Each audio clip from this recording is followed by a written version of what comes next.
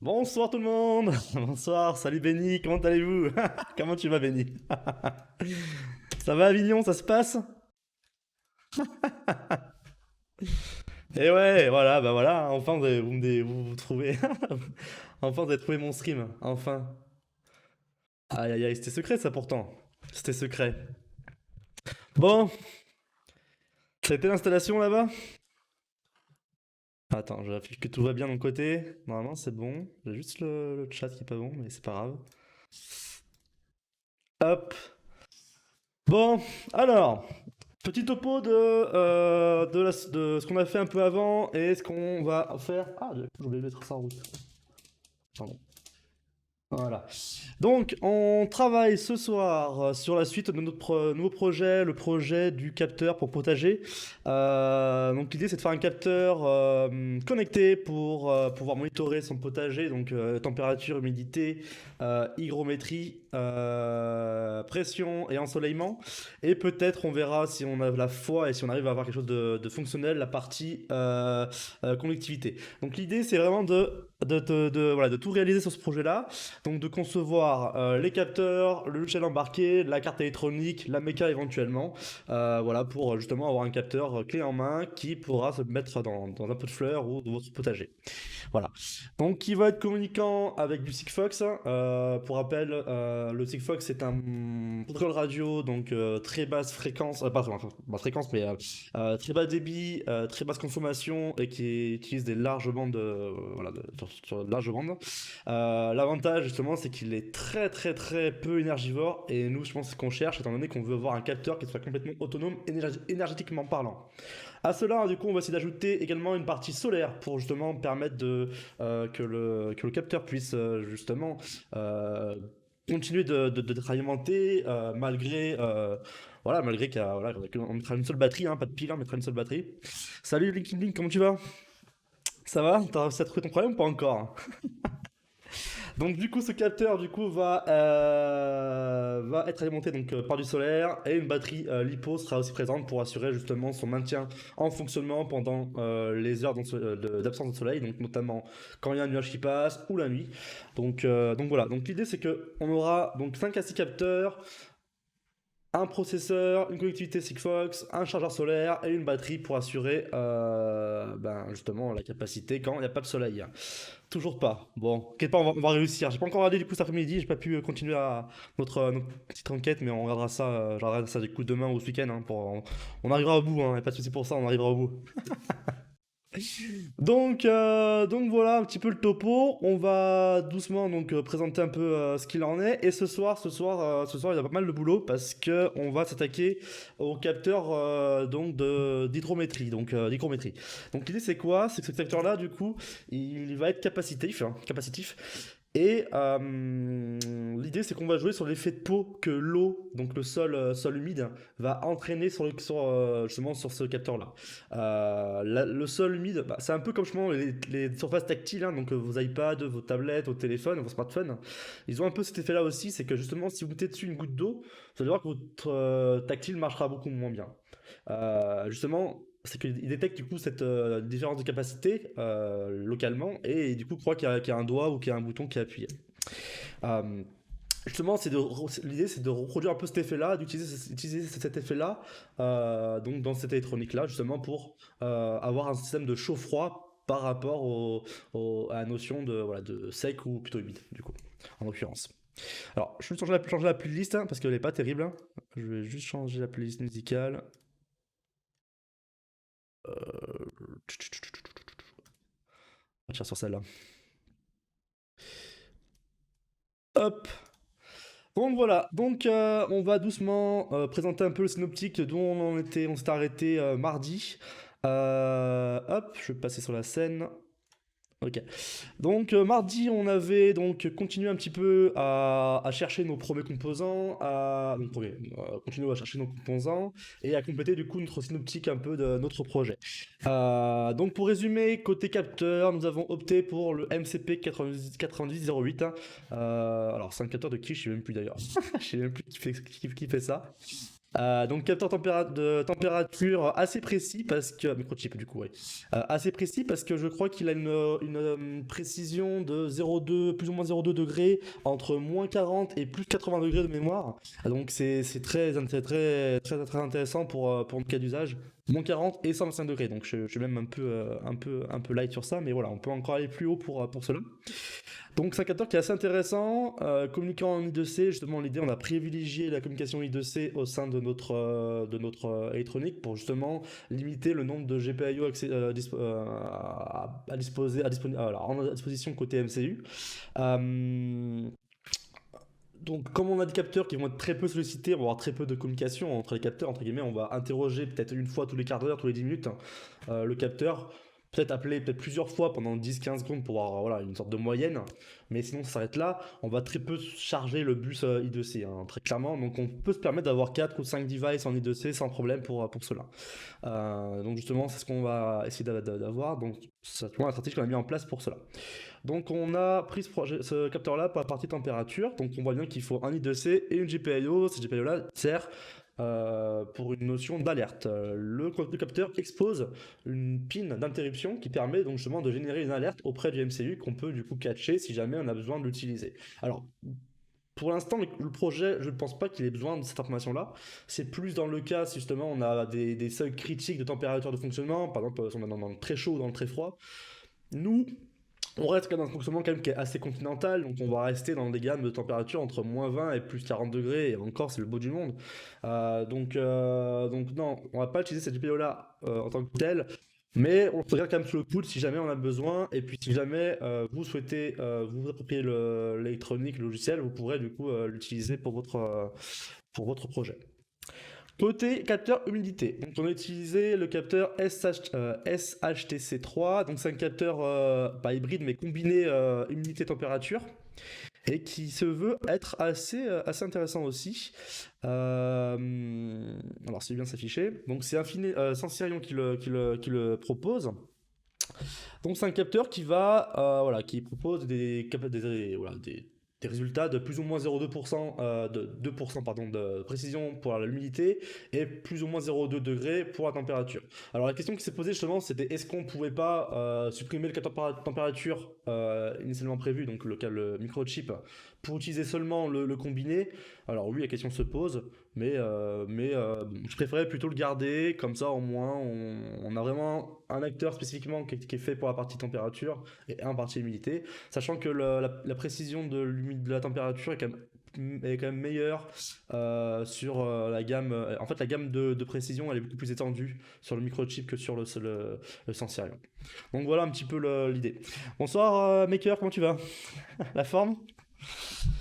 Donc voilà pour ce composant-là. Ensuite, on avait donc cherché un capteur de lumière. Alors l'idée, c'est justement de pouvoir monitorer aussi l'ensoleillement donc de la plante et du coup du capteur reçu.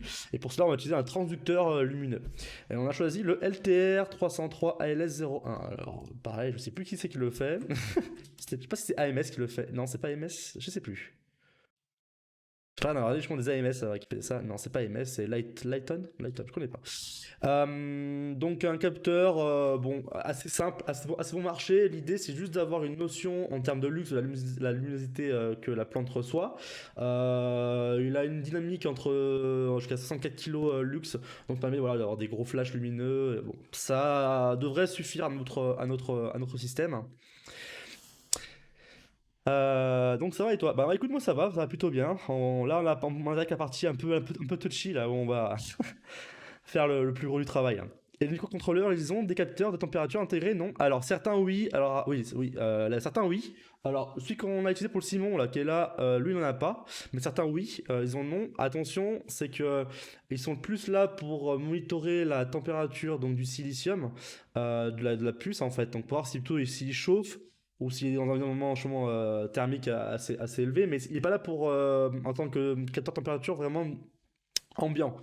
De plus, un processeur qui va tourner rapidement va chauffer plus, donc du coup va risque de fausser la valeur de la température ambiante. Donc voilà, l'idée, c'est plus d'avoir ça comme garde-fou pour justement assurer que le processeur n'est pas trop chaud pour le couper si jamais c'est le cas. Mais sinon, c'est de mettre, voilà, de dédier ça à un capteur déporté qui lui consomme beaucoup moins, donc du coup chauffe beaucoup moins, et justement d'avoir une mesure optimale. Et en plus, c'est que l'idée, c'est pareil, c'est qu'on veut quand même qu'il soit proche de l'air, donc on va sûrement peut-être le déporter un peu sur un côté pour justement euh, peut-être faire une petite fenêtre pour que l'air puisse rentrer sans exposer toute la carte à ça, quoi. Parce que justement, l'air qui rentre, c'est aussi l'humidité qui rentre, c'est tout ça. Donc on va peut-être faire une petite zone dans notre carte électronique pour justement faire une petite chambre plus ou moins étanche pour que justement les capteurs soient à l'air libre. Voilà. Mais oui, certains microcontrôleurs ont des capteurs de température. Clairement, les gros microcontrôleurs ont ce genre de choses. Parce que justement, plus ils sont gros, plus ils sont amenés à faire des choses complexes et rapides, et plus du coup ils vont consommer et forcément ils vont chauffer. C'est un peu le cercle vertueux de la loi d'Ohm. L'effet Joule. Ok, donc ça c'est la partie capteur de luminosité. Ensuite on a la partie barométrique. Donc je vois, il y en avait un, je sais plus qui c'est qui avait proposé ça, mais il y en avait un qui avait demandé d'intégrer une partie pression dans le capteur. Et oui, pourquoi pas, c'est une bonne idée pour justement éventuellement derrière pouvoir éventuellement suggérer justement des météos qui vont potentiellement arriver, genre des intempéries, des ensoleillements, un peu à l'instar justement des baromètres au mercure, justement le faire ça de manière électronique. Donc on a intégré justement le BMP 280, donc c'est un capteur qui est très très très déployé, très très souvent utilisé pour tout ce qui est drone, tout ce qui est baromètre en général, hein, pour appareils photo, pour les smartphones, pour les stations météo.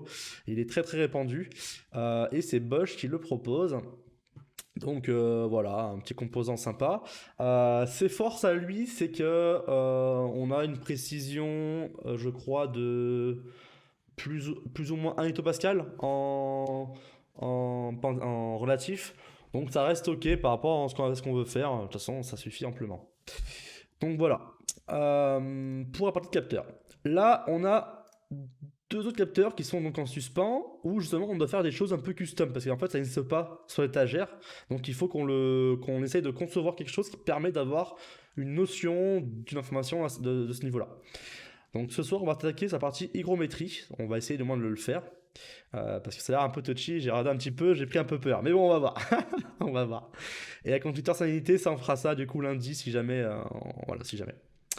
Sinon pour le reste, on a du coup côté connectivité. Donc oh là là. Côté connectivité. Oh là, j'arrive pas là.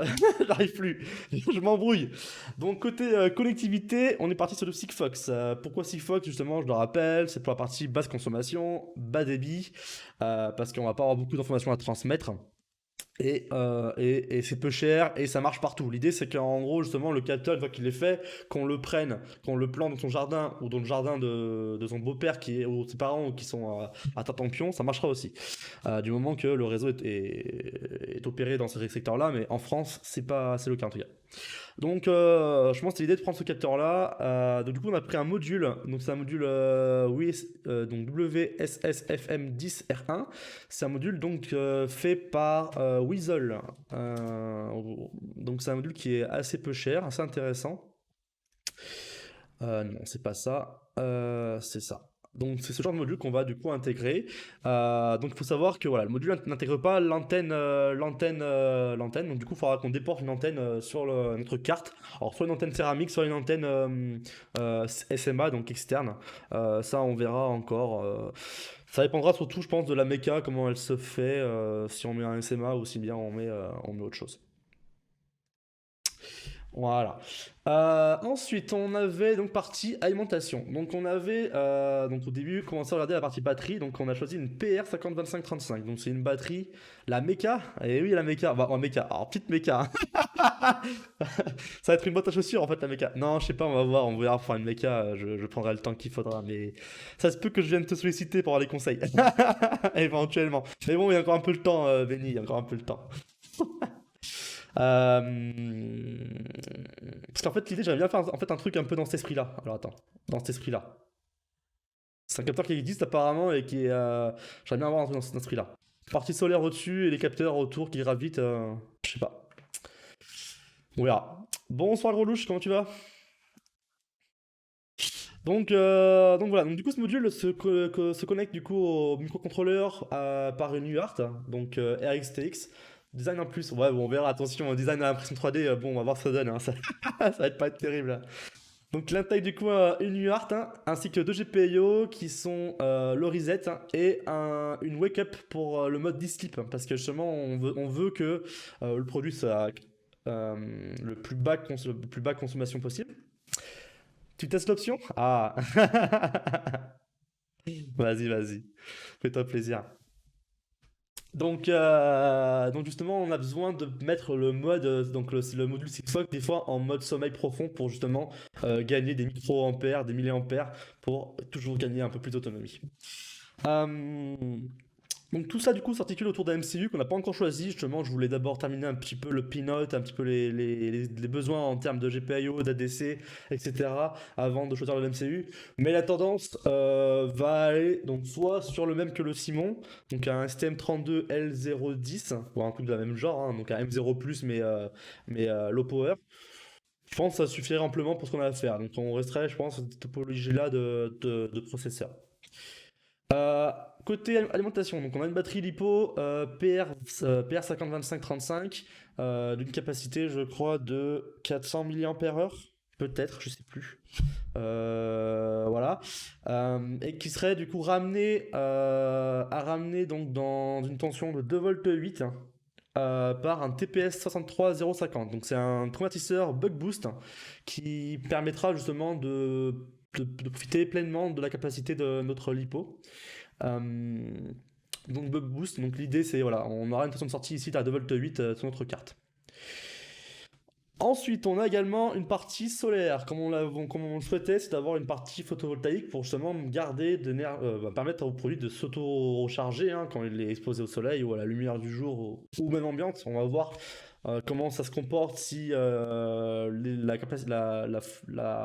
sortance du panneau solaire suffit à recharger la batterie. Ça, je pense, c'est une interrogation que je me pose. On verra bien, on testera. Mais pour ce faire, on va utiliser le SPV 1040. Alors, qu'est-ce que c'est ce petit composant? C'est un petit composant magique qu'on a trouvé hier, mardi, on a eu du mal à le trouver, mais on a enfin trouvé. L'idée, c'est quoi? C'est que dans le photovoltaïque, en fait, il y a un point. Il y a des points en fait optimum de consommation de puissance délivrée par le panneau solaire. Et l'idée justement c'est que ce point-là, selon le courant qu'on tire derrière, eh ben, il peut s'écrouler. Donc il faut qu'on trouve le bon compromis entre le courant qu'on souhaite extraire du panneau solaire et du coup sa tension pour justement optimiser cette puissance de sortie. Et du coup ce microcontrôleur là, il est là pour ça en fait. Comme ce microcontrôleur là, du coup il est là pour ça, il est là pour justement tâter un peu le terrain, voir ce qu'il peut tirer, et dès que ça commence à s'écrouler, bah, il arrête, il revient un peu en arrière et du coup il pompe ce qu'il peut pomper. Donc ce composant là, voilà, il sert à ça. Donc c'est un composant de ST je crois qui faisait ça, c'était ST qui fournissait ça. Voilà, donc le SPV 1040. Donc voilà, très très bien. Et justement, ce que je disais, donc du coup, c'est que le rapport cyclique utilise donc un algorithme de MPPT. Justement, c'est le fameux point optimal de sortance de la puissance émise par le soleil. Donc voilà, très très sympa ce composant-là. Voilà, pour le petit topo d'où on en était. Euh, on va pouvoir du coup commencer tranquillement la partie hygrométrie. Alors la partie hygrométrie c'est quelque chose qui va être très très compliqué parce que c'est complètement exploratoire, hein. Là on va faire un peu de reverse engineering dans le sens où dans le reverse engineering. On va s'inspirer de ce qui existe, hein. Alors pourquoi on va s'inspirer de ce qui existe? Parce que quelque comme ça en fait on a un qui existe à peu près et on va essayer de le reproduire ou du moins d'essayer de comprendre comment il fonctionne déjà dans un premier temps et essayer de le reproduire. Et il s'agit de cela. Donc c'est un capteur qui est comme celui-là. Alors je sais pas si on voit bien. Peut-être là, on va peut-être mieux. Ouais. Afficher l'image. Hop. Donc c'est un capteur qu'on va plonger dans le sol. Donc en gros on doit le plonger sur cette partie-là. Ah oui attends, je trouve un nouveau loti aussi, c'est pas mal ça. Attendez, hop. J'ai trouvé un nouvel outil là, pour pouvoir surligner sur la page. Ah, ça c'est cool. Voilà, hop. Est-ce que j'ai. Hop. J'ai pas suivi, tu utilises quoi comme MCU du coup? Bah on sait toujours pas en fait, gros louche. On sait pas encore. On sait juste qu'on a une tendance. Donc on va sûrement utiliser un STM32L L quelque chose pour la version low power. Mais on sait pas encore lequel exactement. Je pense qu'on peut-être prendre le même que sur le Simon. En fait, le Simon, celui du Simon, il fera très bien le taf. Il n'y a pas besoin de beaucoup de soft, de beaucoup de puissance de calcul non plus. Les périphériques qu'on a besoin, ça sera de l'UART et de l'I2C. Il le fournit là, il le fournit. Peut-être un ADC ou deux, mais à voir s'il faut un ADC externe, on mettra un externe s'il faut, hein. Donc à voir. À voir, mais je pense que c'était un candidat qui s'y prête. Euh, je sais pas, j'ai pas encore vraiment acté sur ça. On verra. Donc l'idée c'est quoi? C'est qu'on va plonger le capteur dans le sol, hein. Tout ça sera le sol. Et justement, c'est qu'on va jouer sur l'effet de peau de la terre humide, qui est donc plus ou moins humide, qui va justement faire une capa parasite à ce niveau-là. À ce niveau-là et à ce niveau-là. Euh, et l'idée justement, c'est de caractériser en fait cette capacité de parasite en la stressant avec une fréquence assez élevée. Donc on va justement perturber justement cette capacité. Donc on va la faire commuter entre guillemets à une fréquence élevée pour que justement cette capacité parasite ait une impédance plus élevée, hein, parce que clairement la capacité, pour rappel, elle évolue, donc elle augmente, l'impédance d'une capacité augmente avec la fréquence. J'ai une bêtise ou pas?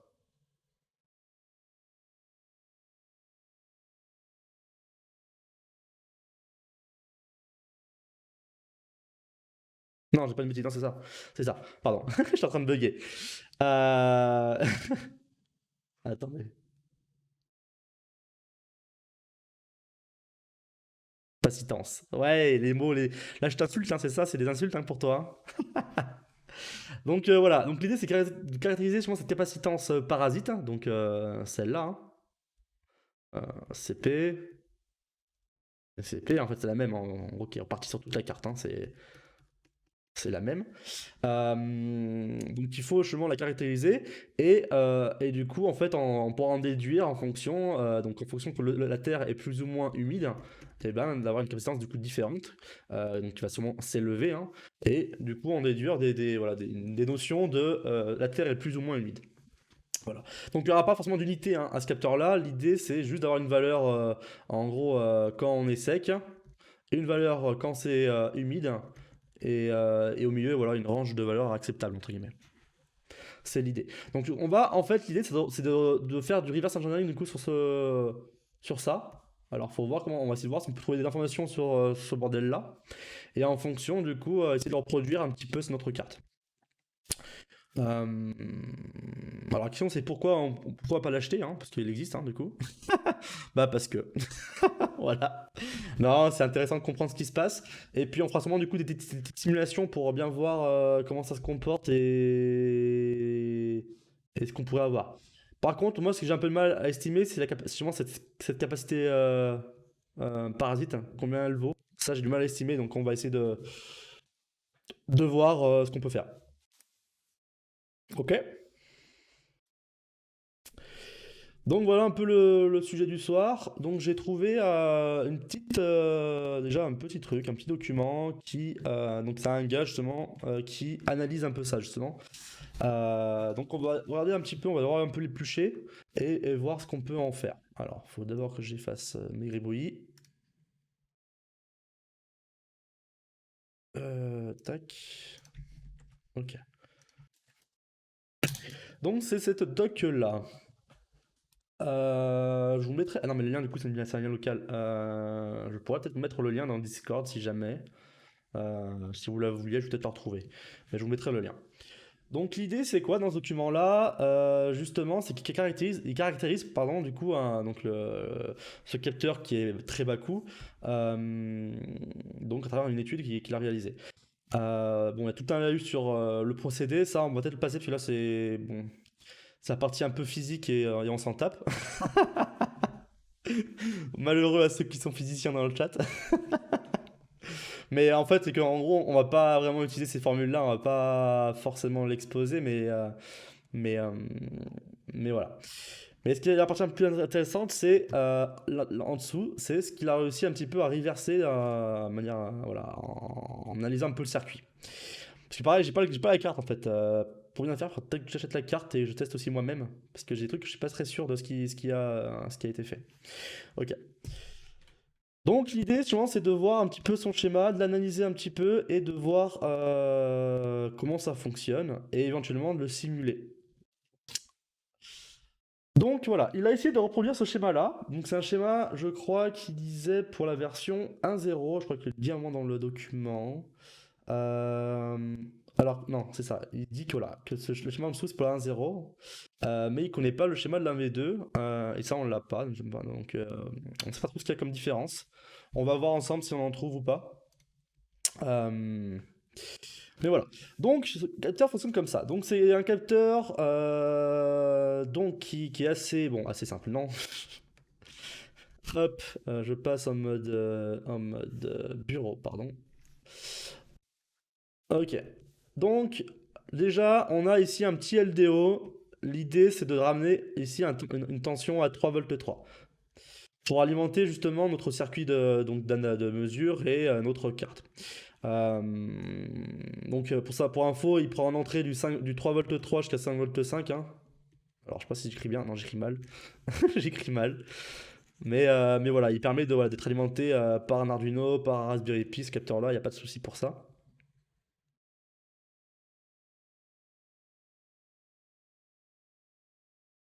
Voilà. Donc ça va l'alimentation qui est susceptible de recevoir. Donc le LDO du coup va ramener ici une tension 3 volts 3 plus ou moins propre, hein. Je crois que ça oscille à 1 ou 2%, mais ça reste ok. Donc pareil, blindé de kappa pour justement absorber tout, euh, kappa de découplage pour justement garder l'énergie au cas où s'il a besoin pour le reste. On a ensuite ici un petit montage à base de NE 555. Et donc du coup c'est un montage qui est en mode bistable. Donc l'idée c'est quoi en fait dans ce montage là? C'est que ici on va fournir grosso modo, hein, un créneau à fréquence fixe. Ok. Donc l'idée c'est justement donc de faire des créneaux, donc de ramener donc, du 0 et du 3,3, hein, et de l'apporter justement au montage ici, qui va être du coup notre partie, justement on va pouvoir analyser et modifier du coup le comportement de notre... tracer du coup notre capacitance donc de notre capteur et du coup par la suite de pouvoir calculer la capacitance parasite. Voilà. Donc, on a ici un petit RC. Alors, attends, du coup, je serais pas trop sûr. Ah, en fait, je comprends en fait que là, c'est la probe.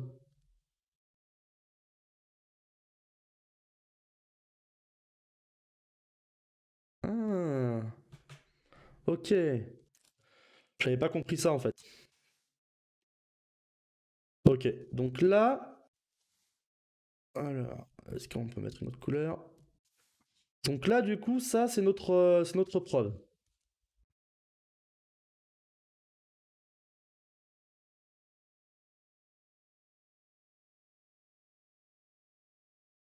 Je comprends pas trop.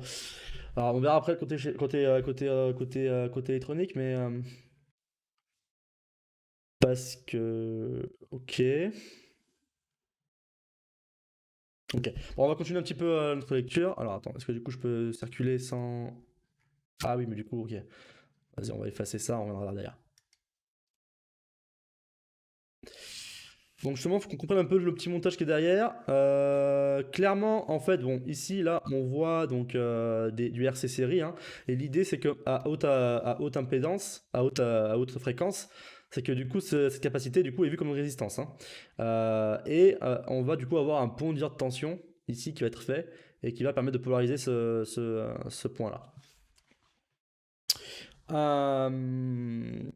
Donc ça, ok. Bon, on va voir tout ça, on va analyser tout ça. Alors, bam. Alors, qu'est-ce qu'il nous dit ici? Donc, du coup, il décrit un petit peu le comportement, effectivement. Donc un 555 qui est mis en place, qui alimente un filtre passe-bas, donc le 10 kg et la capa du coup de notre probe. Donc là, du coup, oui, on a un filtre passe-bas ici.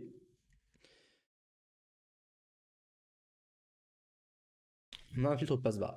Et c'est notre capacité ici qui va la perturber, la stresser. Ok. Euh,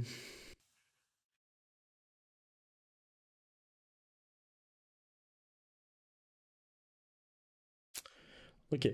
Donc cependant, la tension... Alors, attendez. Donc la fonction principale de cet étage est de produire donc un signal en dents de scie double exponentielle. Ok. Qui a sa valeur moyenne qui est proche de la valeur moyenne de la sortie du 555. Donc en gros, V moyenne d'ici égale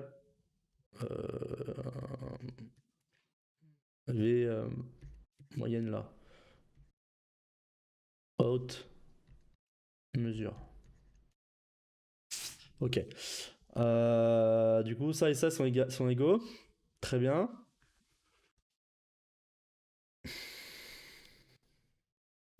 Donc, donc après, il y a d'accord, une détection de pic voltage. Ok, donc là, voilà. Ok. Donc ce montage-là, en fait, est un détecteur de pic et en fait va un peu écrêter la tension maximale qui est vue par ce point-là. Euh, et du coup, c'est ce qu'on récupère par le pic. Ok.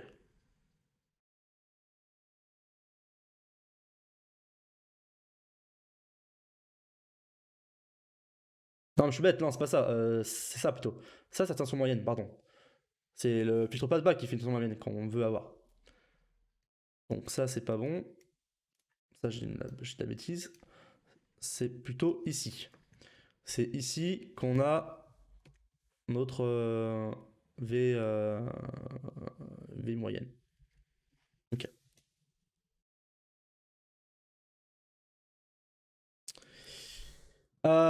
Donc là, du coup, on a un système qui va du coup, donc ça, du coup, c'est notre détecteur de pic, hein, de seuil qui va écrêter un peu la partie haute et justement qui va permettre d'être mise en avance, donc mis comment dire, qui va être exposé du coup auprès de notre ADC. Très bien. Euh,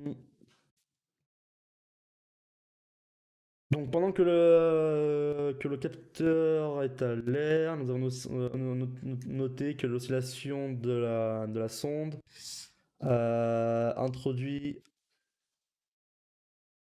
entre la 10 kg et la diode. Ok.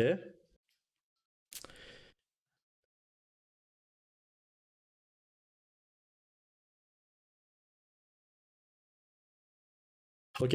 Donc là, en gros, ouais, en gros, c'est qu'ils ont noté que en mettant la sonde de l'oscilloscope qui est entre 14 et 18 pif, hein, le fait de la portée avait de manière importante le comportement de cette zone, ce qui sous-entend que la capacité de la probe est assez proche de celle-là, hein. Ok. Donc ça, on pourra difficilement du coup débugger. Moi, j'ai pas forcément d'oscillo qui a une plante avec une sonde active pour compenser justement cela. Donc on verra comment on pourra faire. Euh, Très bien. Qu'est-ce qu'il dit après? Alors, là c'est propre. Donc,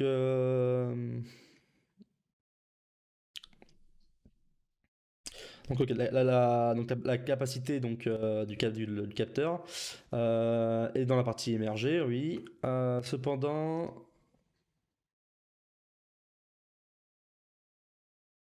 donc il est important de, voilà, qu'on peut, voilà, de noter qu'on ne peut pas associer la capacitance de ces probes à l'équation. Pourquoi? Parce que la résistance diélectrique du capteur, donc c'est pareil entre le cuivre et donc le cuivre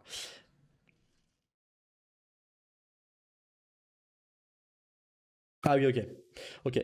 Donc oui, la capacité aussi du diélectrique, donc qui sépare le cuivre, donc donc les lames qu'on va plonger dans le sol euh, et du coup la terre, hein, donc la terre humide.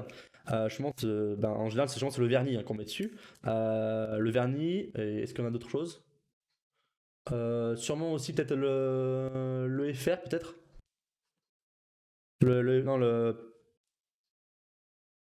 non, mais le vernis déjà. Va justement fausser un peu cette valeur-là. Donc on peut pas l'utiliser en tant que tel. Ok.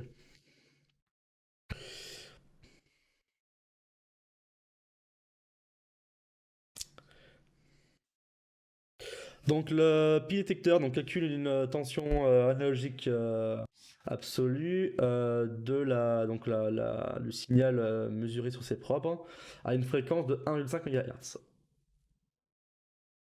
Donc la phase décalée par ces probes.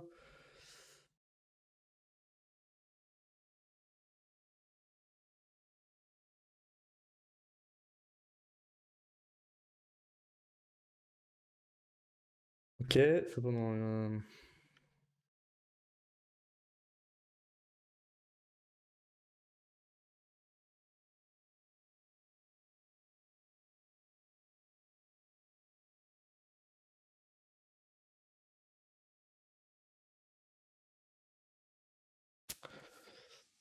Bon,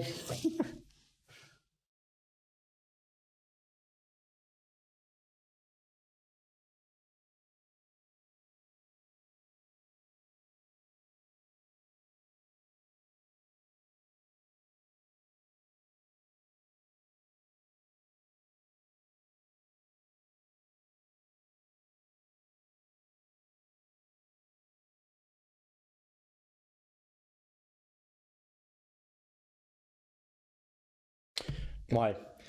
En gros, ce qu'il dit, c'est que oui, on perd l'information en faisant ça, et on peut pas distinguer donc, la partie réelle et imaginaire donc, de notre capacité, du moins l'impact de notre circuit. Ce qui fait qu'on va avoir une image fausse, mais quand même une image qui donne quand même une tendance de la présence ou non de l'eau. Donc ça nous suffit. Nous, on veut pas savoir exactement la valeur présente de notre capacitance, ni de notre taux d'eau exactement. On veut avoir une notion de chaud ou froid sur le fait que le sol est plus ou moins sec. Donc voilà. Donc il n'y a pas de passement de ok, d'essai.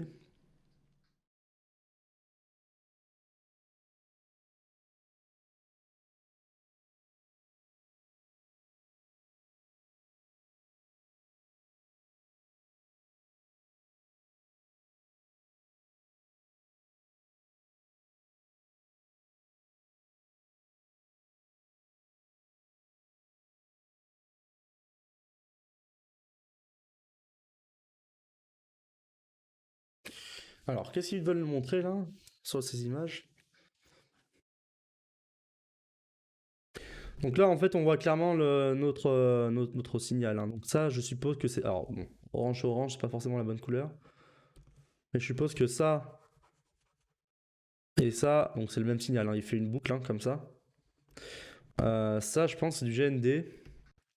Bah, on voit clairement qu'il passe là, qu'il passe de partout, qu'il passe ici. Donc on va voir peut-être le pinot de sa petite LDO éventuellement.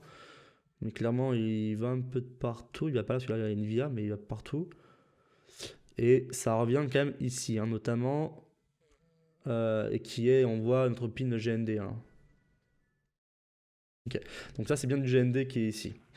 Ensuite, on a ce signal-là. Donc là, je pense notre capacité donc de sonde, hein. Euh, qui, j'ai l'impression, va à R1. Je suis pas très sûr, mais j'ai l'impression qu'elle est connectée à R1. Là. Alors, je sais pas ce que c'est T4 en fait. T4, je sais pas ce que c'est. Parce que sur le schéma, il le montre pas comme ça en fait.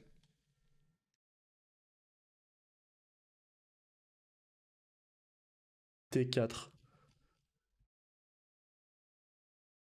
Attends, ce qu'on va faire, c'est qu'on va peut-être faire, on va peut-être faire ça. On va copier un autre lien. On va le faire en deux. en 2 documents.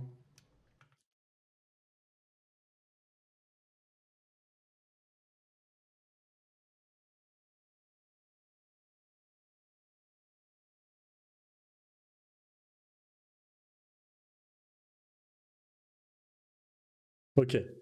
Donc, là, on a notre GND. Ça, on l'avait vu tout à l'heure. Hop. GND. Ça, donc en gros, là, c'est notre truc ici, quand on représente. Là, ça, c'est notre sonde.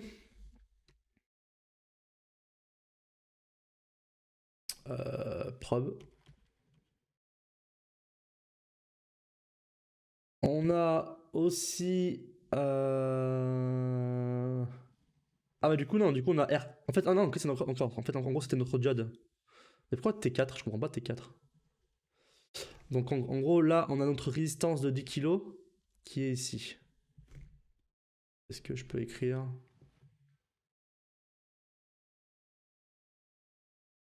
10 Kia?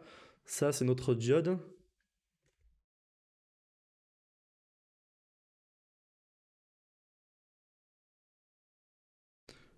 Euh, Sûrement dans ce sens-là. Notre diode. Je sais pas si c'est peut-être petit en fait, on aurait du mal à voir.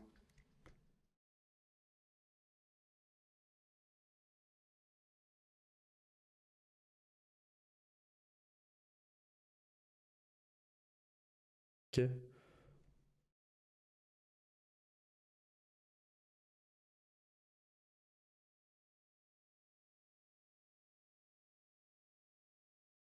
Ouais. Donc là, c'est du 10 kg de résistance. Et après, c'est viaté, ça part on ne sait où. Donc sûrement dans cet étage-là, là.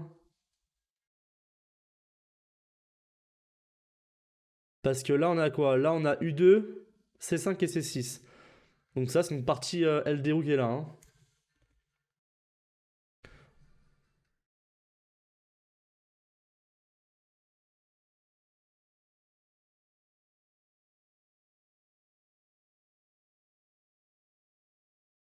Là, c'est notre LDO.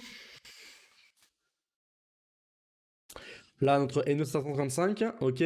La broche 3. Alors, la pin 1, elle est où ici? Ah, on va faire un travail, ça ne trouve pas une autre image, peut-être plus précise pour lui. Alors, on va juste faire ça. Donc, on avait dit quoi? C'était sol, moisture, sensor V2, V12.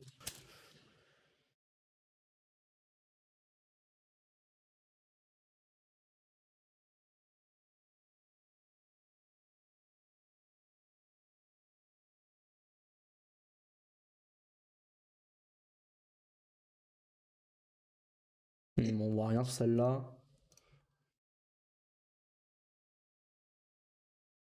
Ouais, trop petit.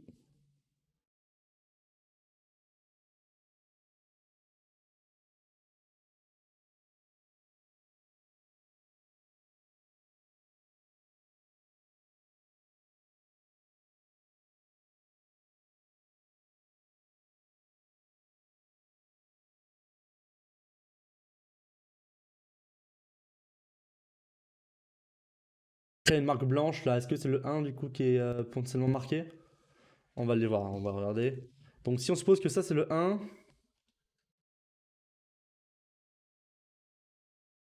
ah, attends. Là, c'est A out. Ouais, non.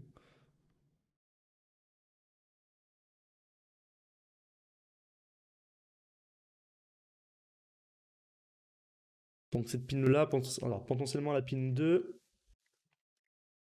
Donc, si on suppose que ça c'est 1 et 2. Donc, la pin 2 est reliée à la pin 6. Et ça montre quoi le schéma? La pin 2 est reliée à la pin 6. Ouais, c'est ça. Ok. Donc notre composant, il est bien vers le haut, hein. Donc là, c'est bien notre marqueur de haut avec la pin 1 qui est là. Ok, donc 3, 4. C'est moi qui ai bougé là du coup? J'ai bougé là, je crois, sur lui. Ah oui. Ah, en fait, j'ai zoomé en fait. Ah, ok. Hop. Donc on prend nos petits. Donc là, du coup, on a dit que ça c'était un, 2, 3, 4, 5, 6, 7, 8. On a, on a dit tout à l'heure, quand là on avait R4, non, R1, pardon. Ici, on a notre diode, donc D1. On a notre kappa qui est là, donc ça c'est notre kappa C-probe. M1, R4, donc tac tac tac, donc on part ici. Alors, C3, donc là il y a C3.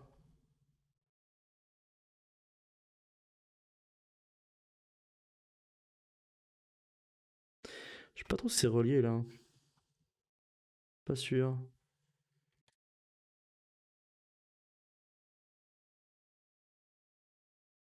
On a pas trop après la carte, c'est un peu chiant. Bon voilà un petit peu l'épaisseur du PCB, du cuivre.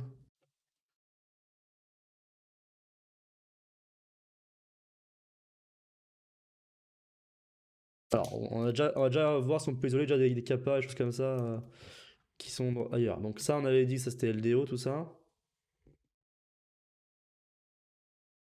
LDO. Ah.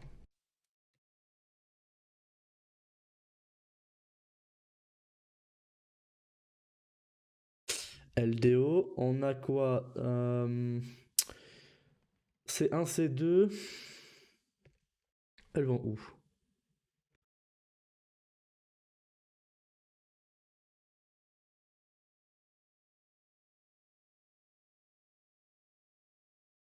Sur la pin 4 et sur cette pin là. La pin 4 c'est quoi? C'est la pin de la masse? Non, ça paraît très bizarre.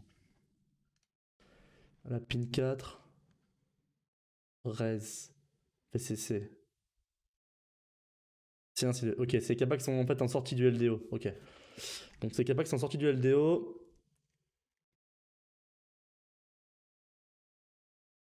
C1, C2 là.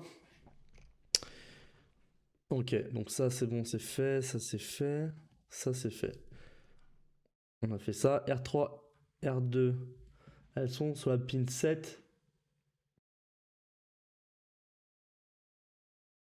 7 et 2. Alors la pin 2 elle est là.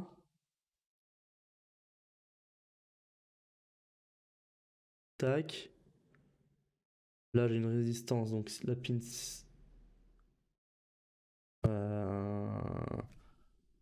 Là j'ai un point. J'ai la capa, ok, donc là ok. Oui c'est C3, pardon. C3, donc ça c'est ça. On a notre résistance ici, R2. Là c'est relié. Avec une via qui va à la pin 7. Qui va là. Ça c'est le même potentiel ça en fait. R3. On a ensuite... ok.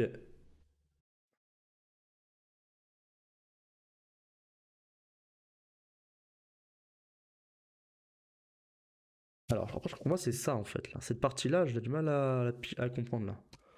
Ça. Pardon. Oh là là. Ça. Je sais pas trop d'où ça vient là. Parce que c'est les kappas. La kappa du cuivre. Hein. Sous la résistance quoi. 1,8 méga ohm, c'est pas du cuivre ça. Et là, on a quand même deux trucs à définir. C4 et R4. Ok. Ça, c'est C4 et R4.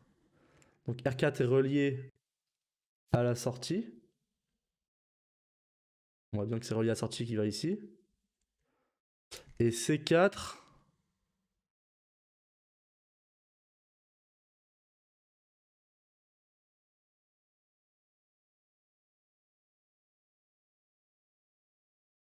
Et C4, c'est pas clair, hein.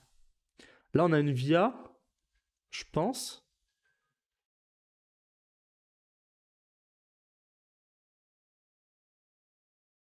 Oui, du coup, cette via, voilà, elle va la diode. Ok.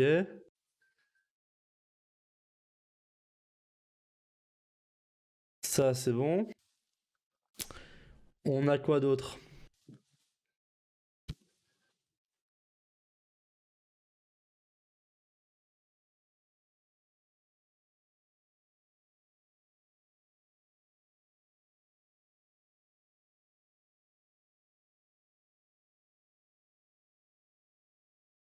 Non, mais je pige pas alors que le V-out, il est pas branché, là.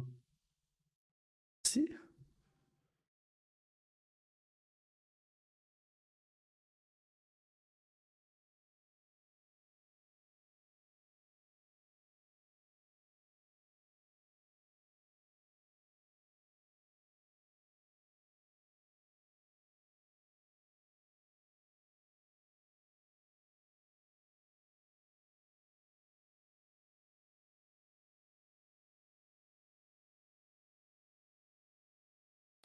Ah non, attendez, attends, non, non, non. C'est une bêtise, en fait. Là, c'est pas relié, en fait. Là, c'est isolé, là.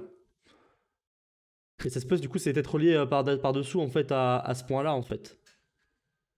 À ce point-là et à ce point-là. Ouais, j'ai l'impression que c'est ça, en fait.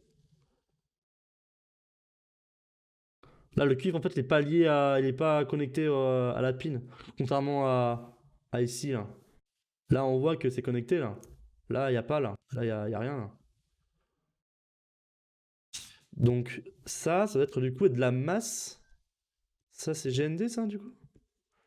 Après, c'est pas très bizarre d'avoir autant de cuivre pour du signal, quoi. Mais surtout, en plus, bon, sans aucune raison. Euh, Tac. Donc ça serait du GND, du coup. Mais par contre, je vois pas trop où il est piqué, ce GND, parce que j'ai l'impression qu'il y a... Ah, peut-être par en dessous, là. Peut-être qu'en dessous, là, c'est du GND, en dessous du connecteur. Et du coup, il y a que ce trace... Ouais, ok. Ouais, si, c'est vraiment ça, en fait. Là, en dessous, je pense que ça doit être relié en GND, là. Ouais, c'est même sûr. Ok, donc ça, tout ça, c'est GND, là, je pense. Ok. Donc là, on a le GND. Mais non.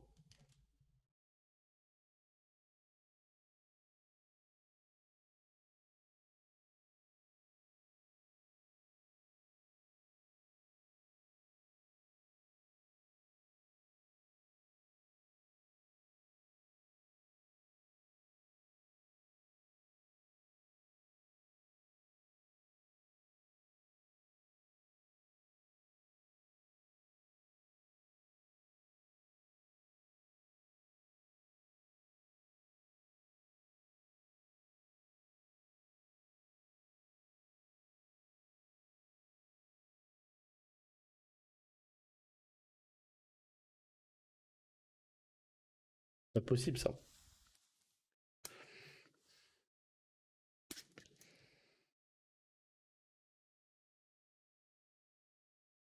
R4, C4.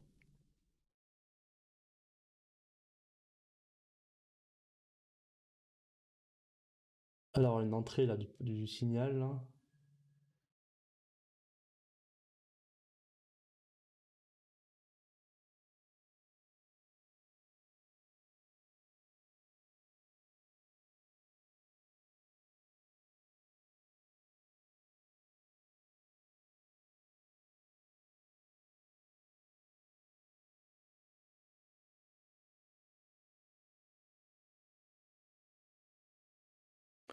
Ah, c'est pas évident de faire du reverse engineering sur, sur juste une image là, c'est pas forcément.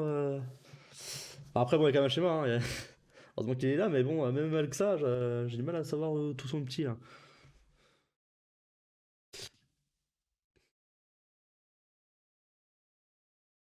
Bon, ça c'est relié ici, ça.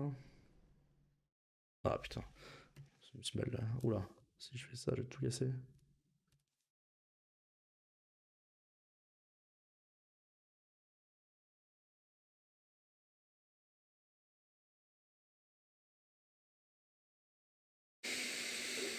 La pincette, c'est quoi? 10. Ah oui, voilà, ok. Ouais, c'est ça. Et le problème, c'est ce point-là, je sais pas trop où il est, quoi, ce point-là. Là. Il y en a un qui vient là, là. Ouais, il partirait là, je vois que ça. Hein. 8, c'est quoi? VCC. VCC, en fait, il vient se choper là, là. Je pense.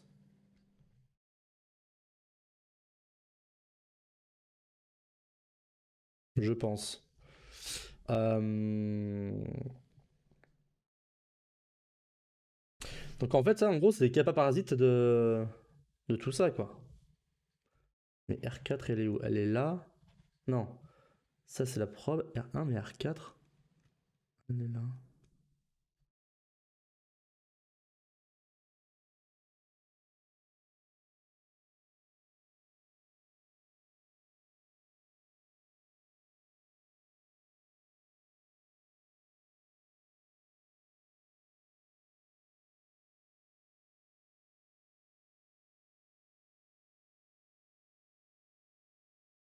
Attends, je vais bouger un peu le truc là pour voir un peu ce qu'il y a en dessous du LDO là.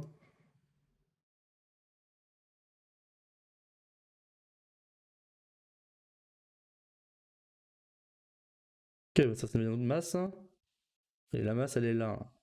Ok.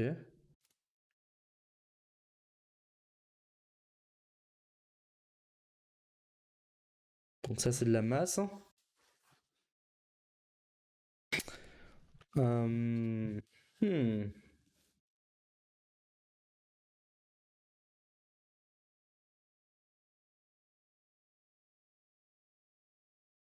Tout ça, tout ça c'est de la masse tout ça.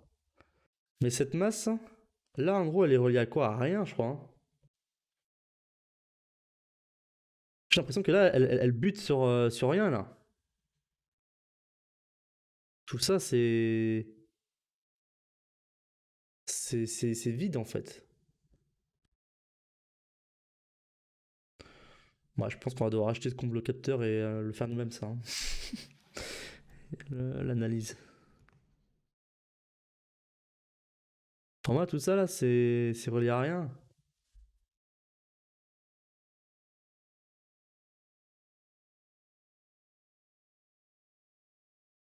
Si, C4 est relié à ça. Ouais, si, il doit y avoir une liaison quand même.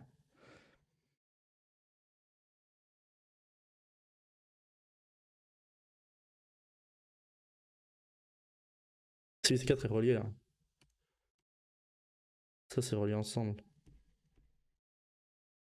Ça, c'est relié en courage. Ouais, non, c'est compliqué là. Là, c'est compliqué. Mais j'étais sûr, hein, j'attends que je te dis à midi, j'allais appréhender ce moment, hein, j'allais appréhender à fond. Là, je sais pas. Yes. Ouais, c'est pas évident.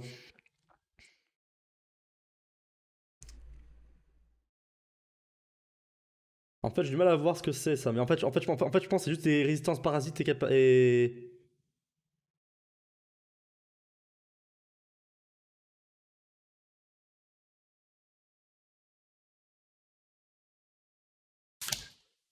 Je sais pas ce que c'est ça, ce bordel. Franchement, je comprends pas.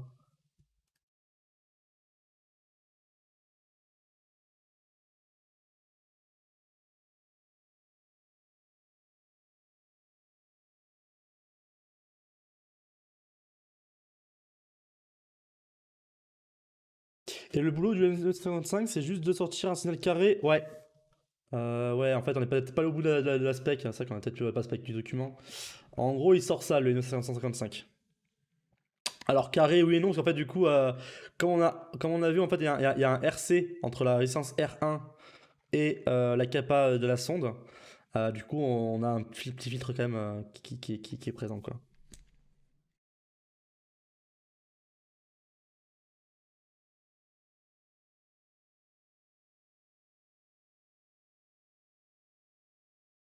Ah non, il y a le sel filtré, en fait.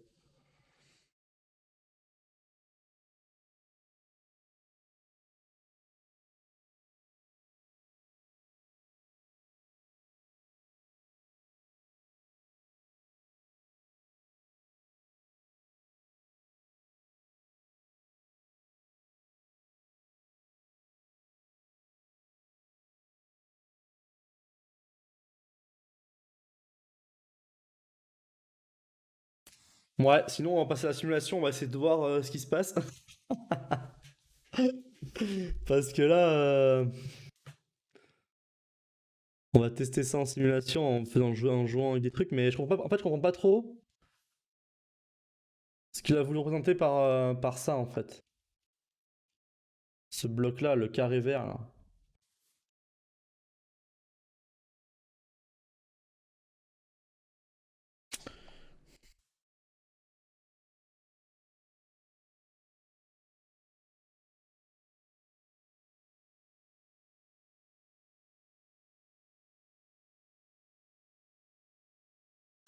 De côté, le capteur, il y a rien. Bah, je sais pas. Je pense qu'il y a rien. Mais il y a sûrement des pistes, hein, mais après, il y a rien d'autre. Non, non, je pense qu'il y a rien, mais je sais pas, j'ai pas de. Non, mais je pense qu'on va sûrement devoir l'acheter hein, et comprendre un peu mieux ce qui se passe. Hein.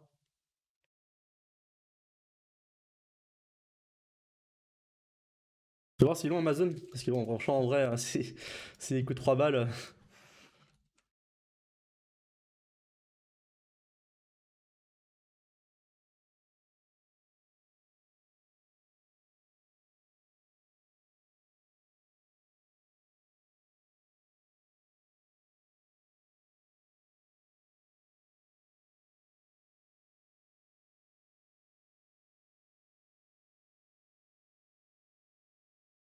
Bah, il coûte pas cher. Hein. Après, il était pas en prime. Hein.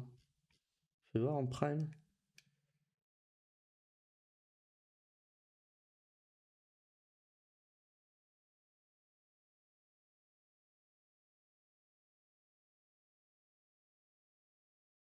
Parce que ça on l'aura pas avant un moment, ça. 23 décembre, c'est mort, ça. Ça, c'est mort.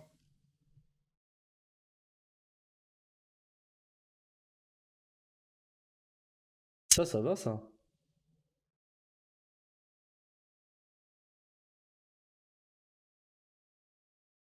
Vas-y, on prend ça comme ça, au pire, on teste lundi. Hein. On le démonte et on le teste lundi. Hein. On le déglingue. Vas-y. Hein. Ouais, je vais le commander.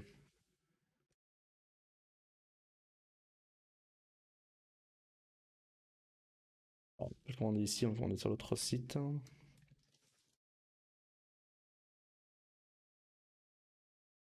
Ouais, ouais, non, c'est ça, je pense qu'on va faire ça.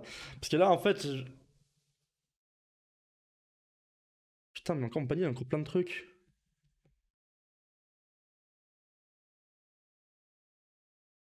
Mais non, mais non.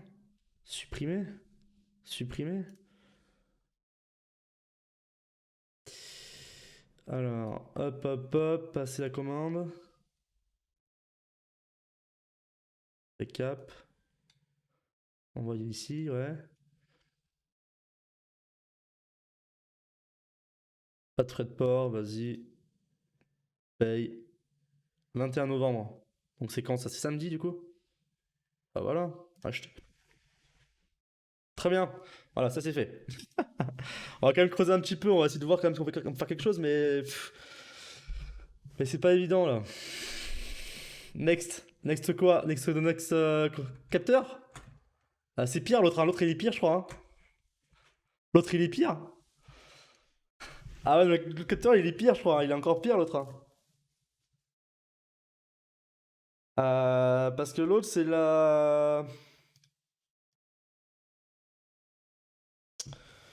L'autre, c'est la conductivité.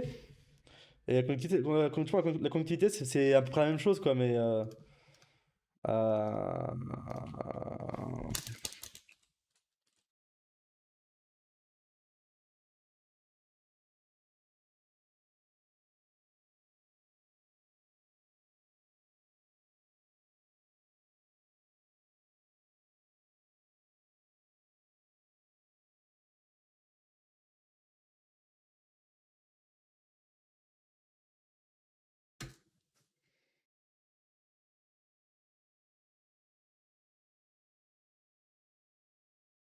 attends, ça c'est chiant, on va l'enlever pour l'instant. Hop, contrôle H. Parce que attends, du coup, le capteur, c'est bien ça, il reste que celui-là, hein. Ouais, celui-là, on galère un peu. Et conductivité, c'est celui-là.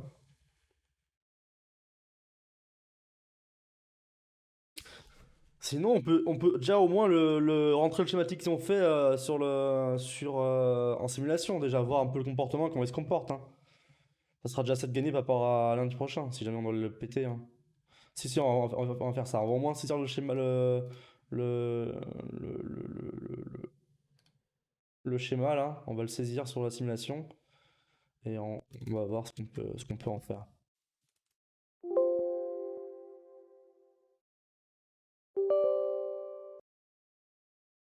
Petite mise à jour. Après, si un petit moment, je peux utiliser aussi le TestSpice. Ça va être dur de se mettre dans le bain, mais on va essayer.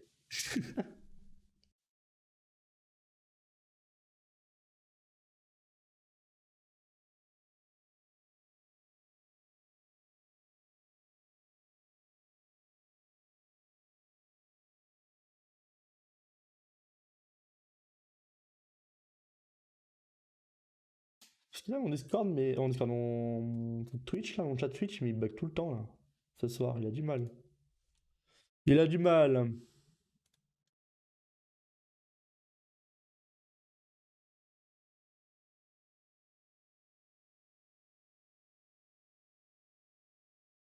Bon, mise à jour, mais combien de temps, là? C'est quoi ce bordel?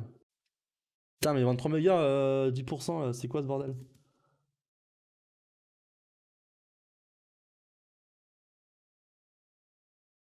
Oh putain, la mise à jour de merde. Super. Bon, on fait quoi? On fait un Shifumi? On fait un autre truc? Ah, on fait quoi? Cancel, on peut annuler? Bah, pas trop le choix, hein. Putain, mais sérieux. C'est l'enfer!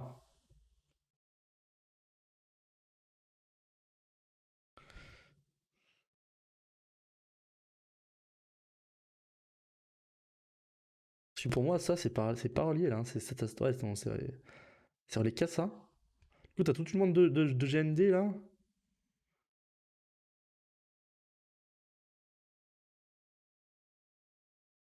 Ouais. Putain, mais qu'est-ce qui lui arrive, là, mon...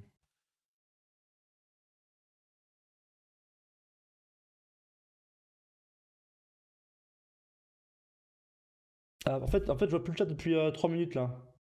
Attends, que j'ouvre ouvrir celui de Twitch, hein. Mais mon chat d'autres upload YouTube, soirée Simon, on te faudra de jouer. Au Simon? Aïe aïe aïe. Bah sinon on peut faire quoi? Sinon on peut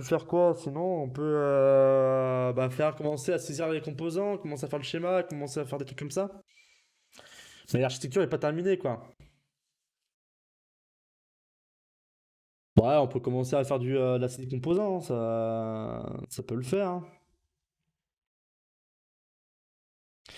Le problème c'est que l'autre capteur, je pense, en fait le capteur c'est que en gros, c'est que la capacité, la conductivité, c'est qu'il y a plein de facteurs qui peuvent le changer. Il y a l'humidité du sol et les sels minéraux. Nous, on veut mesurer les sels minéraux. Mais du coup, les deux justement, contribuent à ça. Donc, je sais pas trop s'il est censé, quoi, s'il fait sens dans le projet, dans le truc.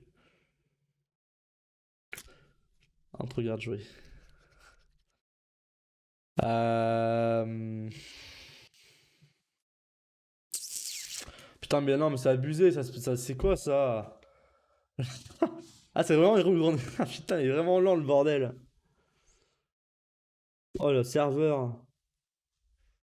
C'est un grippin, ça c'est pas possible. Bon, la simulation, du coup, on va laisser tomber, mais par contre, j'ai même plus la main, hein, donc on va cancel. Je vais. Ça marche comme ça ou.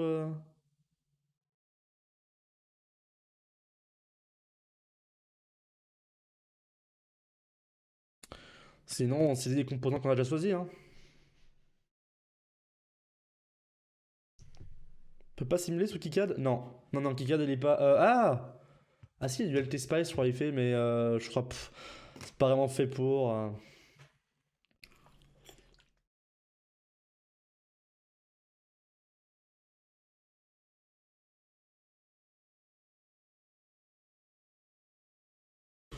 Ah, c'est vraiment l'enfer ce soft, hein.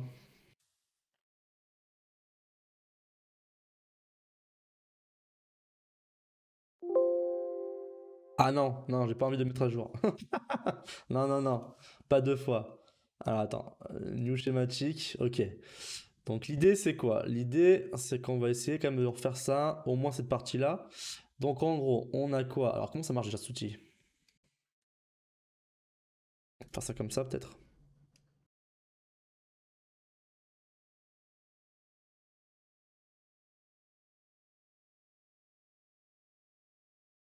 Ok. On a alors ground, label net, resistor, tac tac, component. Je crois qu'il faut mettre un générateur, donc un voltage. Voltage. Ok. Ça va être notre, du coup notre sortie. En fait, on va simuler notre sortie qui va être une sortie pulse. Non, si, pulse. Tension initiale 0, V on 3 volts 3. Alors, nous, nous, on sera en 2 volts 8, hein. Alors attention, pareil, c'est que nous, en fait, on va sûrement supprimer ça, en fait. Nous, on va utiliser une PWM auprès de notre pros. Et on va sûrement mettre du coup un suiveur pour pouvoir permettre la sortance nécessaire peut-être au reste du circuit. Donc on mettra peut-être un petit AOP derrière, mais l'idée c'est que le PWM soit généré par. Quoique, si on prend ça. Mais le problème de ça, c'est que. Ouais, on verra. Putain, c'est encore chiant ça. Puis en fait, lui, normalement, je crois qu'il fonctionne en 3 volts 3, mais pas en dessous. Et après, un AOP, il faut trouver un AOP qui soit assez basse conso aussi. Ouais, ouais, ouais. Bon, attends. Bon, déjà, on va se comme ça, on va voir. Alors, T délai. Alors du coup, je crois qu'il tourne à 1 méga 5, il disait. Fais voir les courbes qu'ils avaient sorties.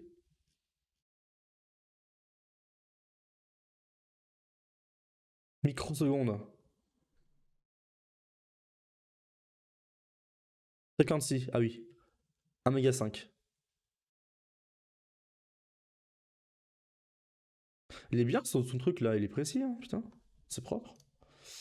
1 méga 5.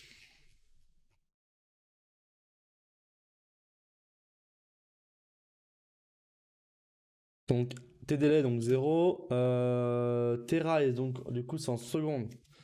Est-ce que ça prend des maths déjà? Je sais plus. 1500.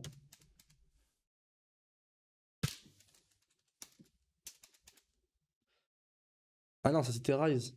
Euh,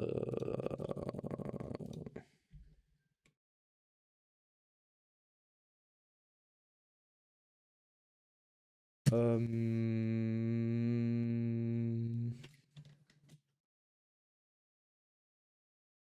on va dire que c'est parfait, hein. On va dire que c'est parfait. Comme ça, ou quasiment parfait. Euh, je sais pas, je sais pas, comme ça veut pas ça. Ok. Salut Corentin, comment tu vas? T'en es où le projet? Je suis dans la merde. Non, on est en train de. Oh, c'est de la merde. On est en train donc, d'avancer le synoptique donc de notre donc, système de plan. Donc quasiment tout est trouvé sauf le MCU. Le MCU, je pense, c'est une histoire de quelques minutes. Le truc, c'est en fait, on est en train de regarder la partie, les capteurs suivants, capteur hygrométrie et capteur conductivité. Et l'idée, en gros, on est en train d'essayer de les concevoir nous-mêmes, ces capteurs-là. Donc, on est en train, je sais pas, en partie hygrométrie, en gros, je voudrais m'inspirer de ce capteur-là. Hop, c'est un peu gros, attends, on va peut-être dézoomer. Ce capteur-là, tu vois, donc c'est un capteur capacitif, et en gros, l'idée, c'est de s'en inspirer pour en créer un similaire sur notre carte. Le problème, c'est que il n'y a pas trop de documents sur comment il fonctionne, etc. Et c'est un peu galère parce que du coup, ça marche avec des capacités dues à l'effet de peau de l'eau, donc des capacités du coup parasites, hein, et c'est un peu touchy quoi. C'est un peu touchy. Donc là, du coup, en gros, il y a un bout de schéma de principe qui a été trouvé sur internet, hein, et il y a des choses qui sont pas très claires.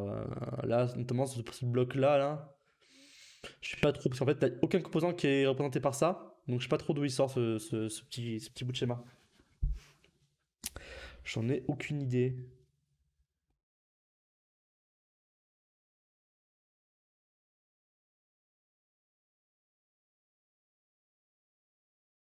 J'en ai aucune idée. Franchement, j'en ai vraiment aucune idée.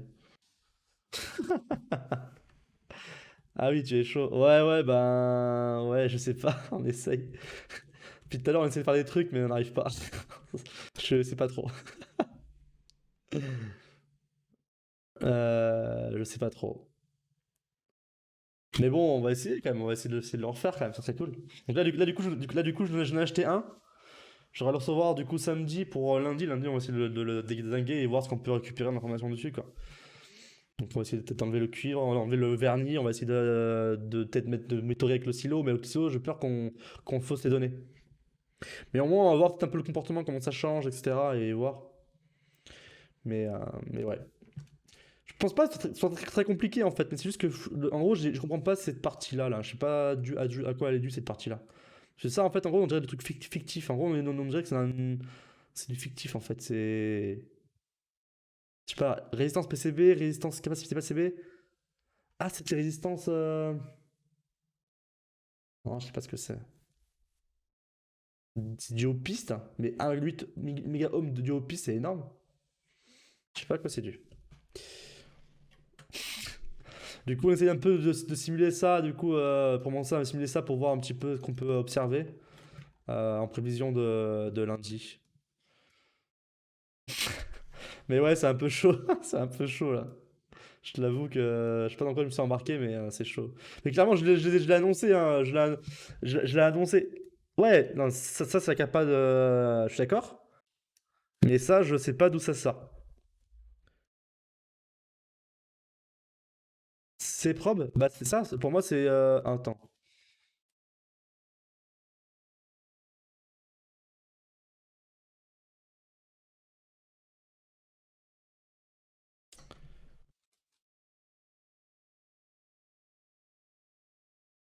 En gros, en gros, on a réussi à placer tous les.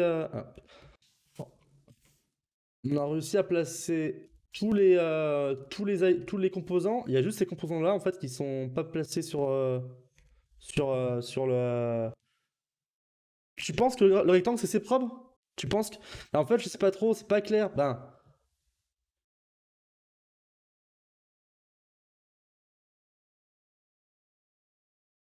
c'est pas clair parce que, en gros, t'as lui aussi, hein. Lui, c'est quoi, là?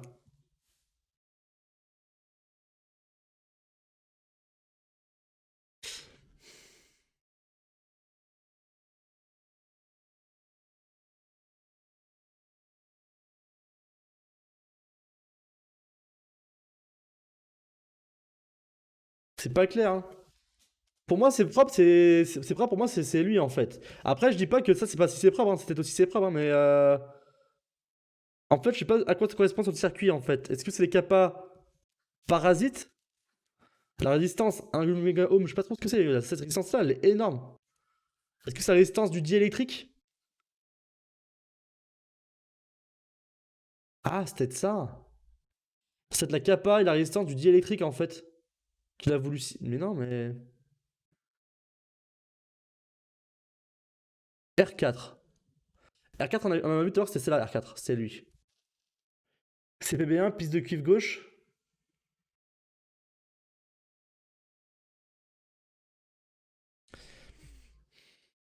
Je sais pas.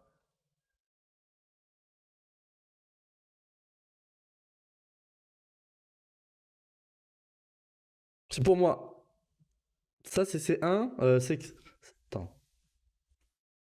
Ça, c'est ça. Ça. Non, j'ai inversé les couleurs, putain. Non, si, j'ai inversé. Putain.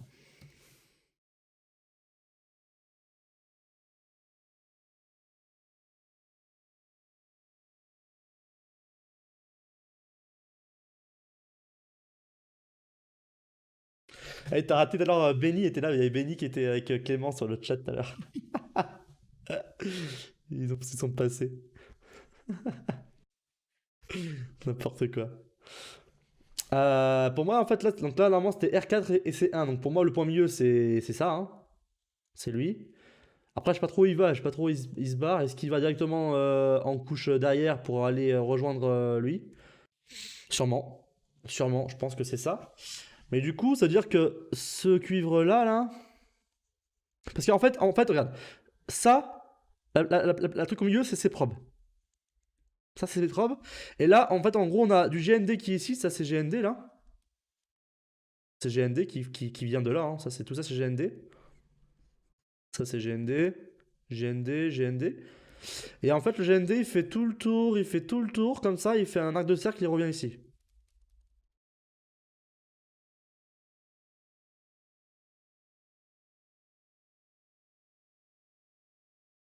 Ouais, ouais, ils sont venus passer.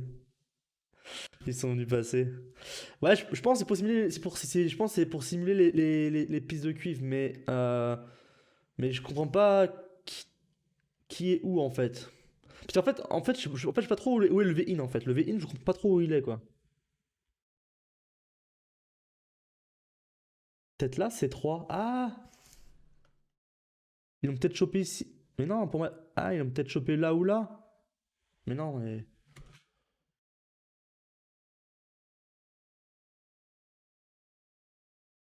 Mais non, c'est 3, il est pas pour lui.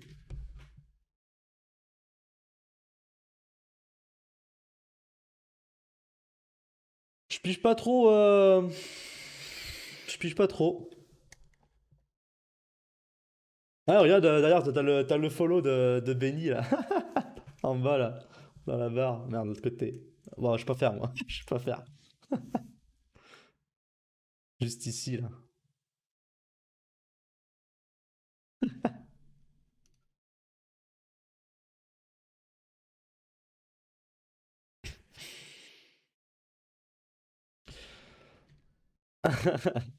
Parce qu'en fait, je comprends pas, c'est d'où sort ce putain de V-in quoi. Je sais pas trop où il est quoi. Parce que c'est propre, il est pas V-in, il est ici. Ah, mais attends, ouais. Ah! Oh!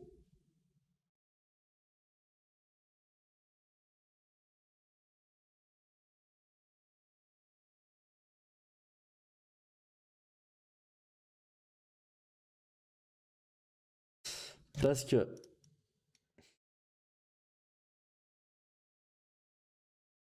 là, on entrevoit le cuivre ici. Et le cuivre qui va là, là, là. Là, pour moi, il est pas connecté à lui, hein. Donc, en fait, le cuivre, en gros, là, le cuivre, en gros, il meurt ici, là. Il meurt, le cuivre. Donc là, il finit là. Il fait tout. C'est des vias, ça?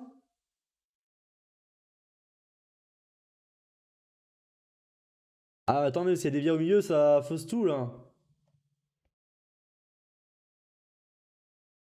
Ouais, en fait, on sait pas. Faut que vivement qu'on bénit prof. Ouais, bah ouais. Ouais, ouais. Bah non, mais là, je sais pas. Donc, du coup, on en a acheté un. On devrait le revoir donc, dans le week-end. Et on va le déglinguer, quoi. En espérant pouvoir réussir à faire notre truc, quoi. Mais sinon, on a quasiment tout.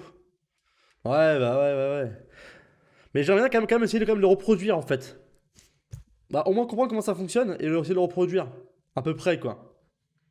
Parce que ça a l'air cool, hein. Et l'idée, en fait, moi, ce que j'aimerais faire aussi, en gros, c'est d'avoir une lame. En fait, en gros, c'est que donc ça, du coup, en gros, comme c'est dans le sol, du coup, ça va être corrodé, en fait, hein, assez rapidement. Et l'idée serait quand même qu'on puisse l'interchanger. Donc en gros qu'on ait ici une lame qu'on puisse la retirer et la remettre en fait dans le capteur. Comme un consommable en fait. Il faudra que je fasse ça aussi en même temps. Euh, Mais ouais, c'est pas évident quoi, c'est pas évident. C'est pas évident. Donc voilà, sinon quoi d'autre? Bon ça du coup on pourra le fermer pour l'instant, on va laisser tomber. Euh, Bah sinon en fait après ce choix de l'MCU, on a trouvé tout notre partie charge solaire et tout, c'est assez cool. Il y a en gros il y a juste ces capteurs là qui sont un peu touchy à mettre en place, sinon c'est pas intéressant mais il y a juste ces deux là qu'on veut essayer de mettre en place mais comme je l'ai dit c'est expérimental. C'est expérimental et clairement c'est touchy quoi. Là ceux-là, comme il n'y a rien d'existant, en gros c'est pas un XQME, hein, faut le créer quoi, donc c'est chaud quoi. Et il faut jouer sur le coup, faut jouer du coup sur des facteurs environnementaux. Bah, la notion de physique, du coup, sur l'électronique, quoi. Ce qui va modifier ça, ça modifie un peu le comportement de l'électronique et faut en tenir compte.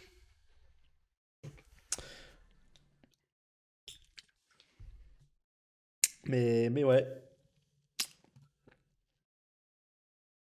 compliqué, compliqué. Ah, je suis un peu déçu que ce soit ça un peu touchy. Après, bon, j'en étais sûr que c'était touchy, mais je ne sais pas du coup comment on pourra faire. Ouais, du coup, il faudra attendre lundi. En espérant que lundi ça aille mieux. Mais en vrai, franchement, en vrai, je pense celui-là, on va le supprimer. Ça va être trop chaud, hein. Ouais, vas-y, celui-là, on le dégage. Allez, hop. On n'a rien vu. Hop.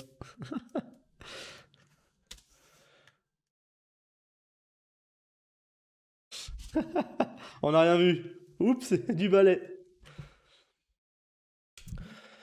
Et franchement, franchement, j'ai trouvé ce petit utilitaire là pour faire les tracés sur mon écran. C'est pas mal ça en fait, hein. C'est cool. Pouvoir dessiner sur l'écran là. C'est pratique. C'est pratique. Bon, du coup, on fait quoi? Est-ce qu'on commence du coup à saisir nos composants?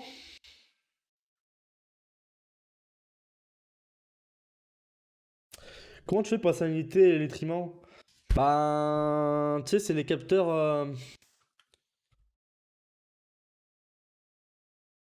Hop, on change de. Tu sais, c'est les capteurs en fait. Alors attends, non, je suis pas sûr.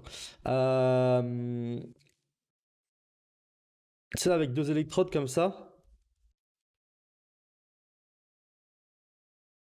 Donc en fait, elles sont full conductrices, hein. Donc c'est techniquement le cuivre qui est dans le sol. Et en fait, tu mesures en gros la résistivité quoi, du sol quoi. Et donc du coup, plus le sol est salin, et etc. Donc plus l'électricité passera, du coup, au moins il est résistif, hein. Ça, du coup, c'est la conductivité en fait. La conductivité, c'est 1 sur R quoi. Donc là, du coup, quand il y a de l'eau qui est là, de l'eau salée, entre guillemets, ben, la résistance, du coup, elle diminue, quoi. Mais le truc, en gros, c'est que cette résistance-là diminue, mais aussi, elle diminue parce que l'eau est... parce que la terre est humide,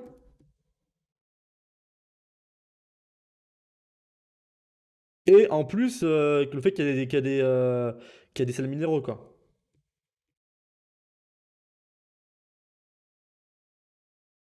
Non, nutriments, en fait, nutriments, en gros, en gros, c'est une extrapolation des sels minéraux.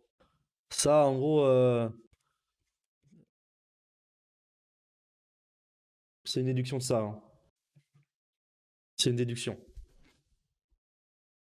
Ça, c'est on extrapole à fond, quoi, hein, extrapolation, hein.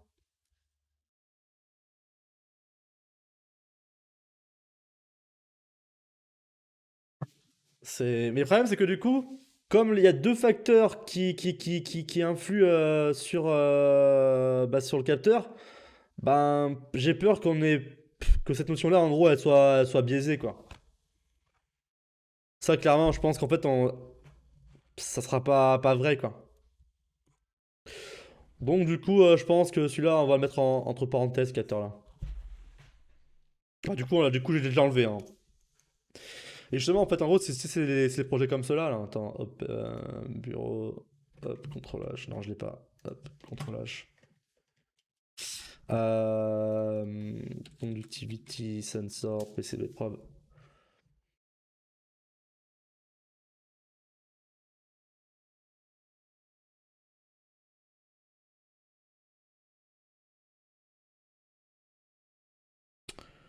Ça, là.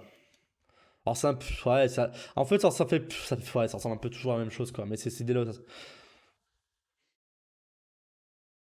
En gros, tu mets deux surfaces et là, tu mesures la conductivité entre, quoi. Mais bon, c'est pas foufou, quoi. C'est pas foufou.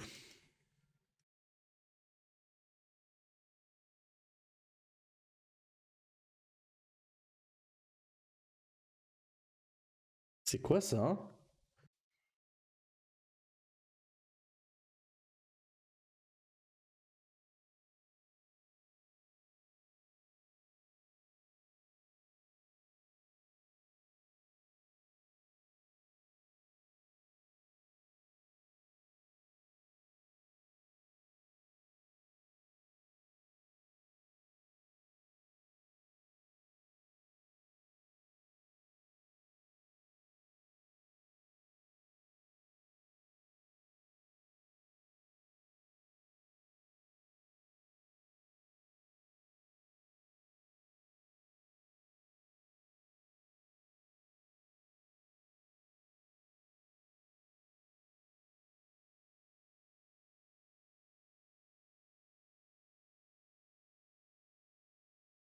Donc en gros, nous, c'est un peu ça, la topologie qu'on a en fait, hein. C'est un peu ça, en gros, avec une forme différente. Donc là, du coup, on le stresse. Donc c'est ce qu'on faisait. Et on mesure. Donc c'est pas vraiment ça en fait. Là, il y a deux.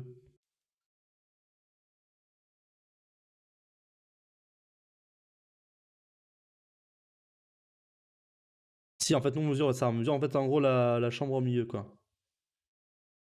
Ah, du coup, le GND éventuellement alors. Non, je comprends pas trop en fait.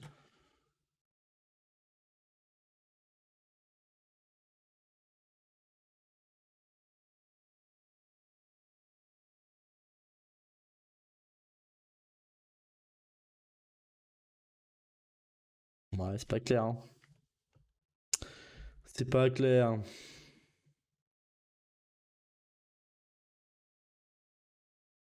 Bon, je suis pas bon pour créer les capteurs, moi, hein. C'est pas mon métier, hein. Putain, c'est pas mon métier.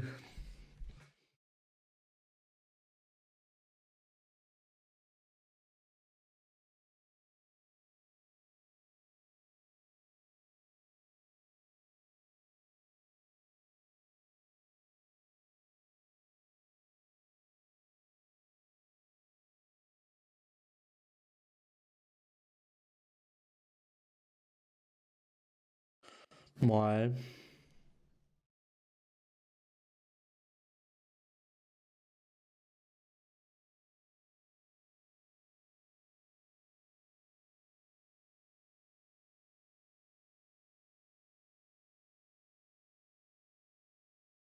Donc ça, c'est un peu le circuit qu'on en fait, qu'on veut mettre en place. Tu vas avoir un sacré showroom après. Ouais, ce serait cool après d'avoir tous mes trucs.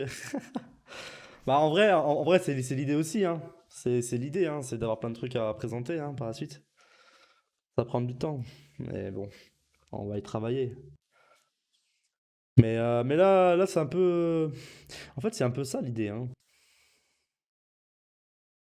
Ah, clairement, en fait, on retrouve notre montage, hein, notre RC dû avec notre capa de probe, hein. On a. C'est 8 MHz, ok. Là, Judd pour caper le pic. Et là, notre mesure, quoi. Mais du coup, en fait, en gros, on n'a pas le truc au milieu, quoi, qui me perturbait, quoi.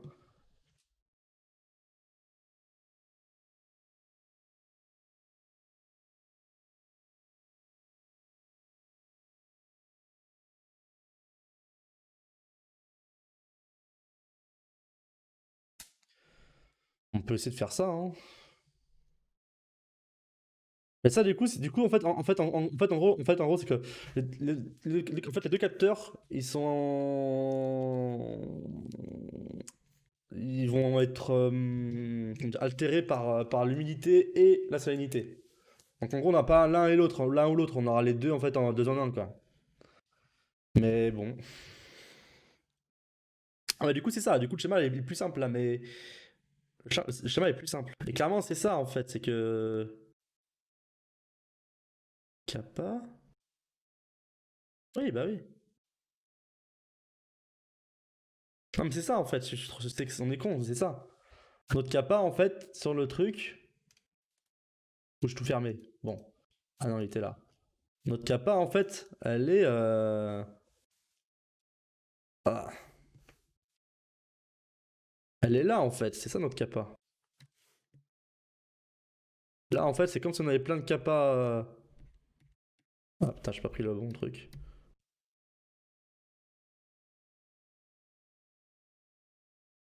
Là, on a comme si on avait plein de kappa ici en parallèle quoi. Ça, c'est nos kappa quoi. Donc ça, c'est le GND là. Et ça, c'est notre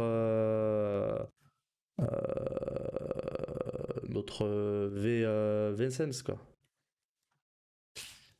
C'est ça l'idée. Et là, ça fait tout le tour. Donc ça c'est bon, c'est acté. Par contre, le reste à côté, là, le truc à droite, là, le petit bloc qui était à droite, pas compris, quoi. Pas compris. Mais ça, ok, ça c'est bon. Ça c'est bon.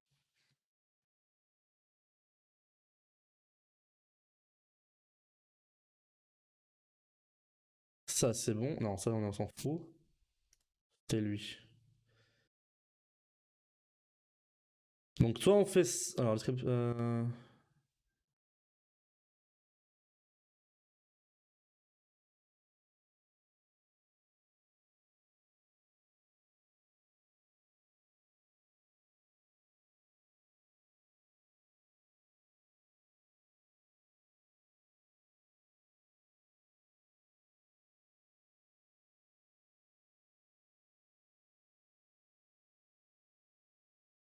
c'est quoi ça?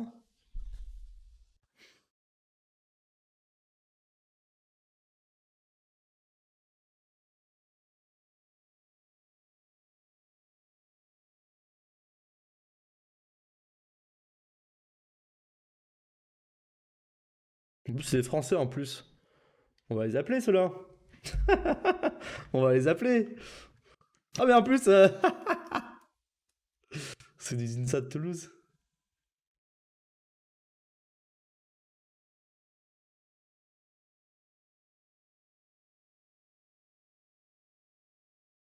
Attends, pour ça je regarde comme ça sans lire, je vais juste traverser un peu le document.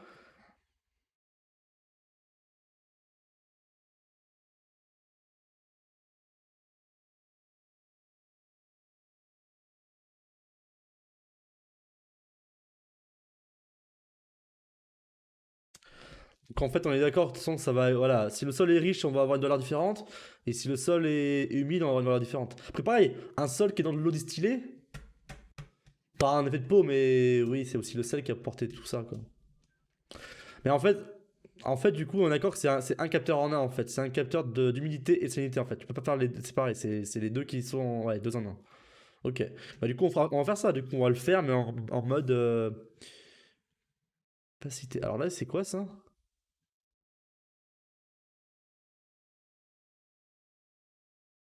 Ah, il le fait en mode cylindrique, hélicoïdal. Waouh, ils ont craqué.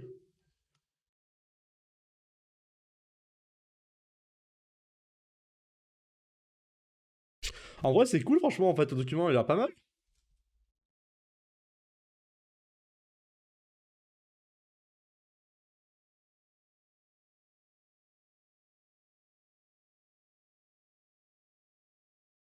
Ouais, bah voilà. En gros, c'est ça, mais en fait, on enlève ça, ça, ça, et il reste plus que ça. Ça, j'adore les simplifications.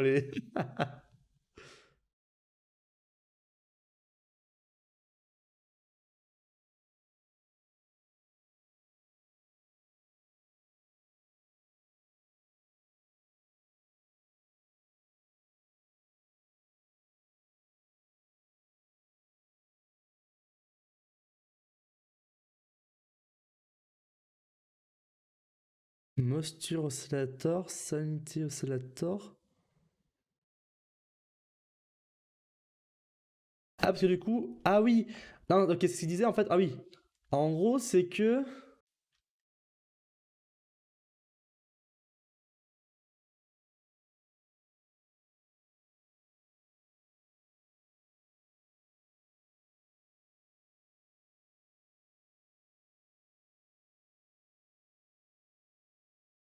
en gros, c'est que pour une fréquence faible, bah faible, entre 100 et 1 méga, on voit une distinction de la capacité en fonction de la salinité du sol. Par contre, au-delà, on voit pas de différence. Du coup, là, on peut utiliser ce point-là pour regarder l'humidité du sol. Humidité et la salinité. C'est ça le deal, hein. J'ai pas lu, hein.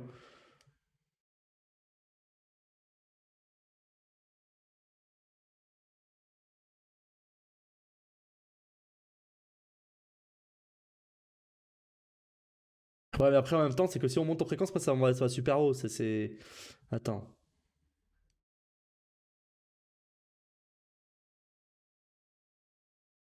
Ok, donc 300 kilos à 1 MHz pour mesurer la salinité. Ça, c'est intéressant. Ok, et là, du coup, là, il mesure l'influence. Ah, mais 15 MHz.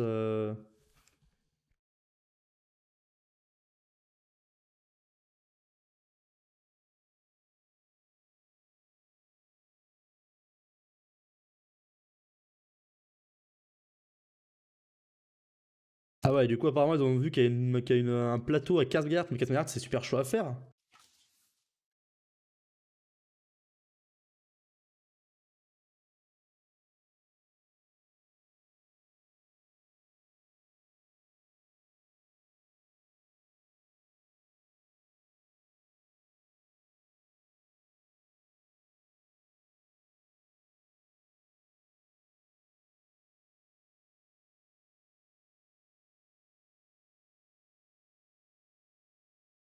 Attends, mais comment tu passes d'une courbe qui expose comme ça à ça? Alors qu'on est d'accord que là, c'est quoi, c'est de l'eau distillée? Ah, c'est peut-être de l'eau distillée, peut-être. Il est pas mal ce document quand même, j'avoue qu'il est pas mal. Pas beaucoup de pages, mais il y a des infos à récupérer qui peuvent être intéressantes.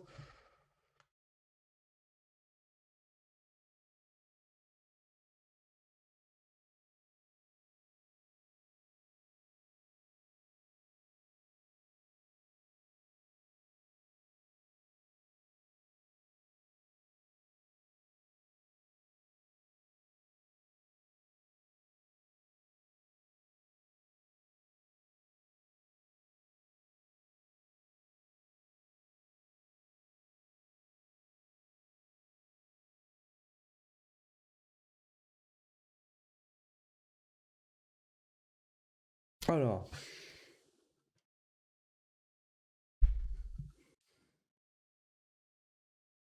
Et pour eux, en fait, un meilleur fan, c'est hélicoïdal, quoi. Ah, ça va être chaud, ça à faire, hein. Bon, bah ça, nous, on fera déjà un truc simple. Je pense que c'est la même chose. C'est juste que je crois le facteur est un peu moins bon, le facteur. Branche. C'est quoi branche? Ça, c'est branche?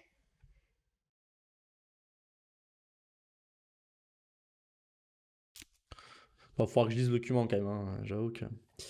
Donc, ils disent quoi?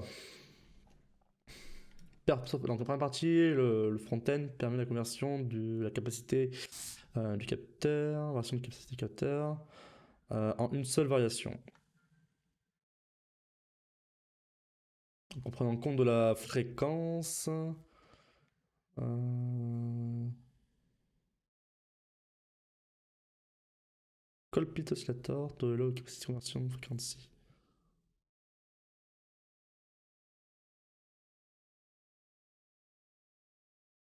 Ah!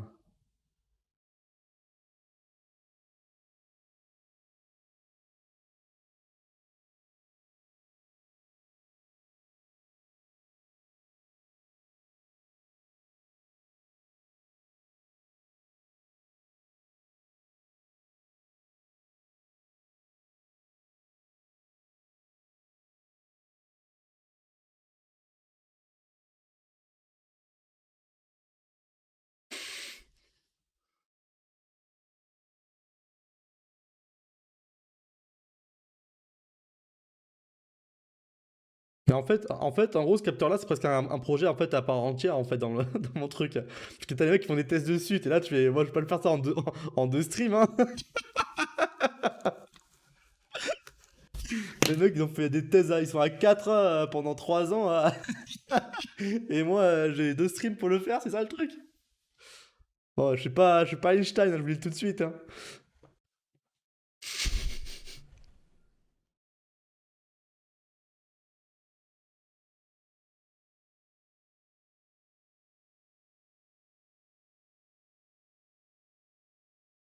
By the French Mediterranean Council on the French Ministry of Agriculture. Wow.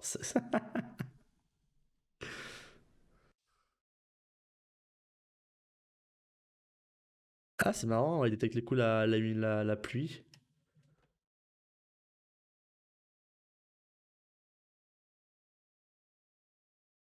Ah, ouais.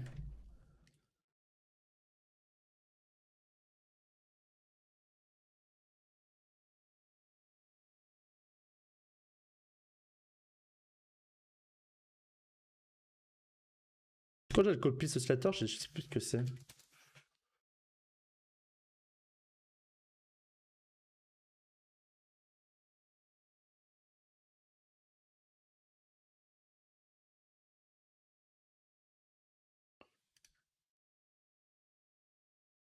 Euh,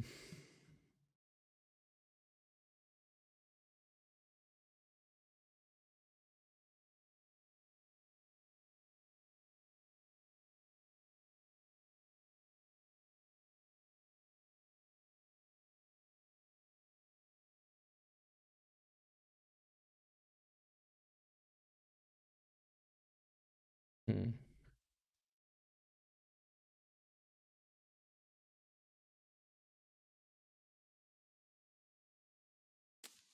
Ok, donc ils mettent ça pour stresser le truc. Ok. Pourquoi pas? Pourquoi pas?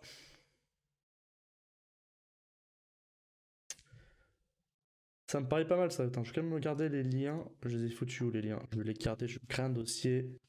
Je vous ai un dossier plante monitor. Je vais me sauvegarder ça quand même. Je vais me sauvegarder ça, même si c'est simpliste. Au moins, il y avait déjà la référence à ça, c'est quand même assez fou. Euh... Fais voir ce qu'ils disent là, super version. Ah, ok, d'ailleurs.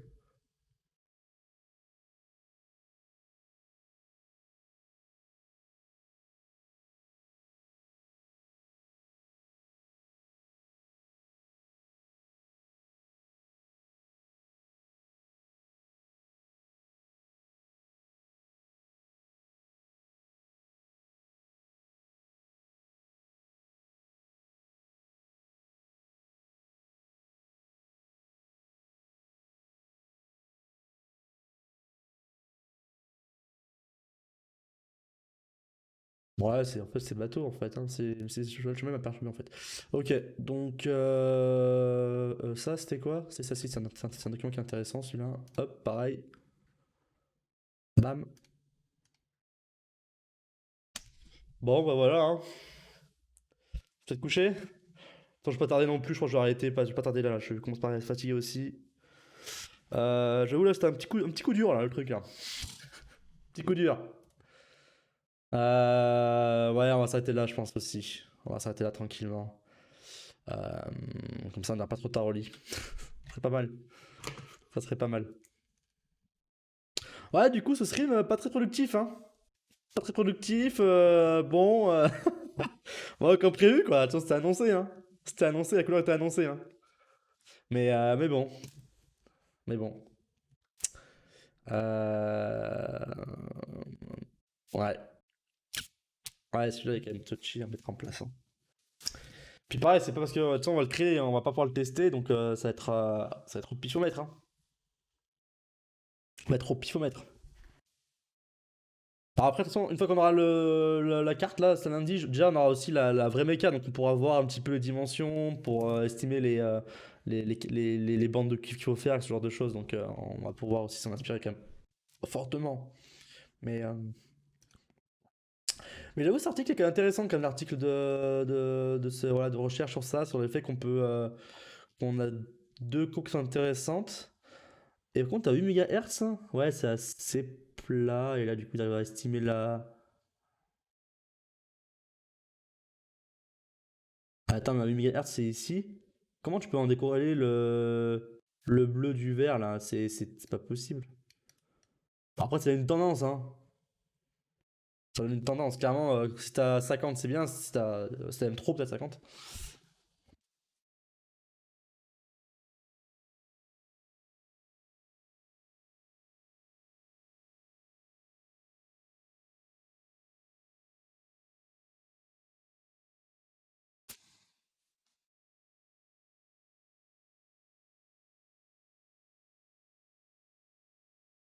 Ok, bah, je vais lire ça tranquillement aussi ce soir, je pense. Et puis on se retrouve du coup lundi. Lundi, du coup, on analysera le capteur. Voilà.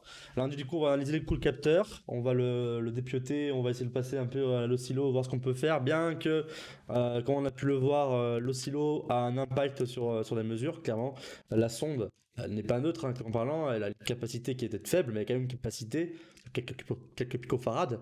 Mais comme la capacité parasite est de quelques picofarades, bah du coup ça coince. Euh, voilà. Quoi d'autre? Bah voilà, on va faire ça du coup lundi, hein. Lundi on fait ça. Et puis après, bah, on enchaînera du coup à commencer à créer nos composants et commencer à faire notre schéma, hein, pour assembler tout ça. Donc le reste électronique, franchement, est assez simple, hein. Il y a juste ce capteur-là qui est assez touchy quand même à mettre en place. Mais c'est cool, ça fait un petit challenge. Moi perso, ça m'intéresse beaucoup. Mais c'est pas simple. C'est pas simple, et donc voilà, on va voir ce qu'on peut faire. Voilà, voilà. Sur ce, je vais vous souhaiter du coup une bonne soirée. Je vous souhaite tout du coup un très bon week-end. Soyez en forme pour lundi. Hein? Et puis voilà. J'avoue que ce soir c'est un peu tôt, hein. 23h. Bon, c'est moins de 2 heures le stream. Petite forme, hein. Petite forme. Mais là, clairement, là, j'ai le cerveau qui est un peu. J'ai pris cher là. J'ai pris cher. Allez. Ciao, ciao tout le monde. Portez-vous bien et puis à la prochaine. Allez, ciao, ciao.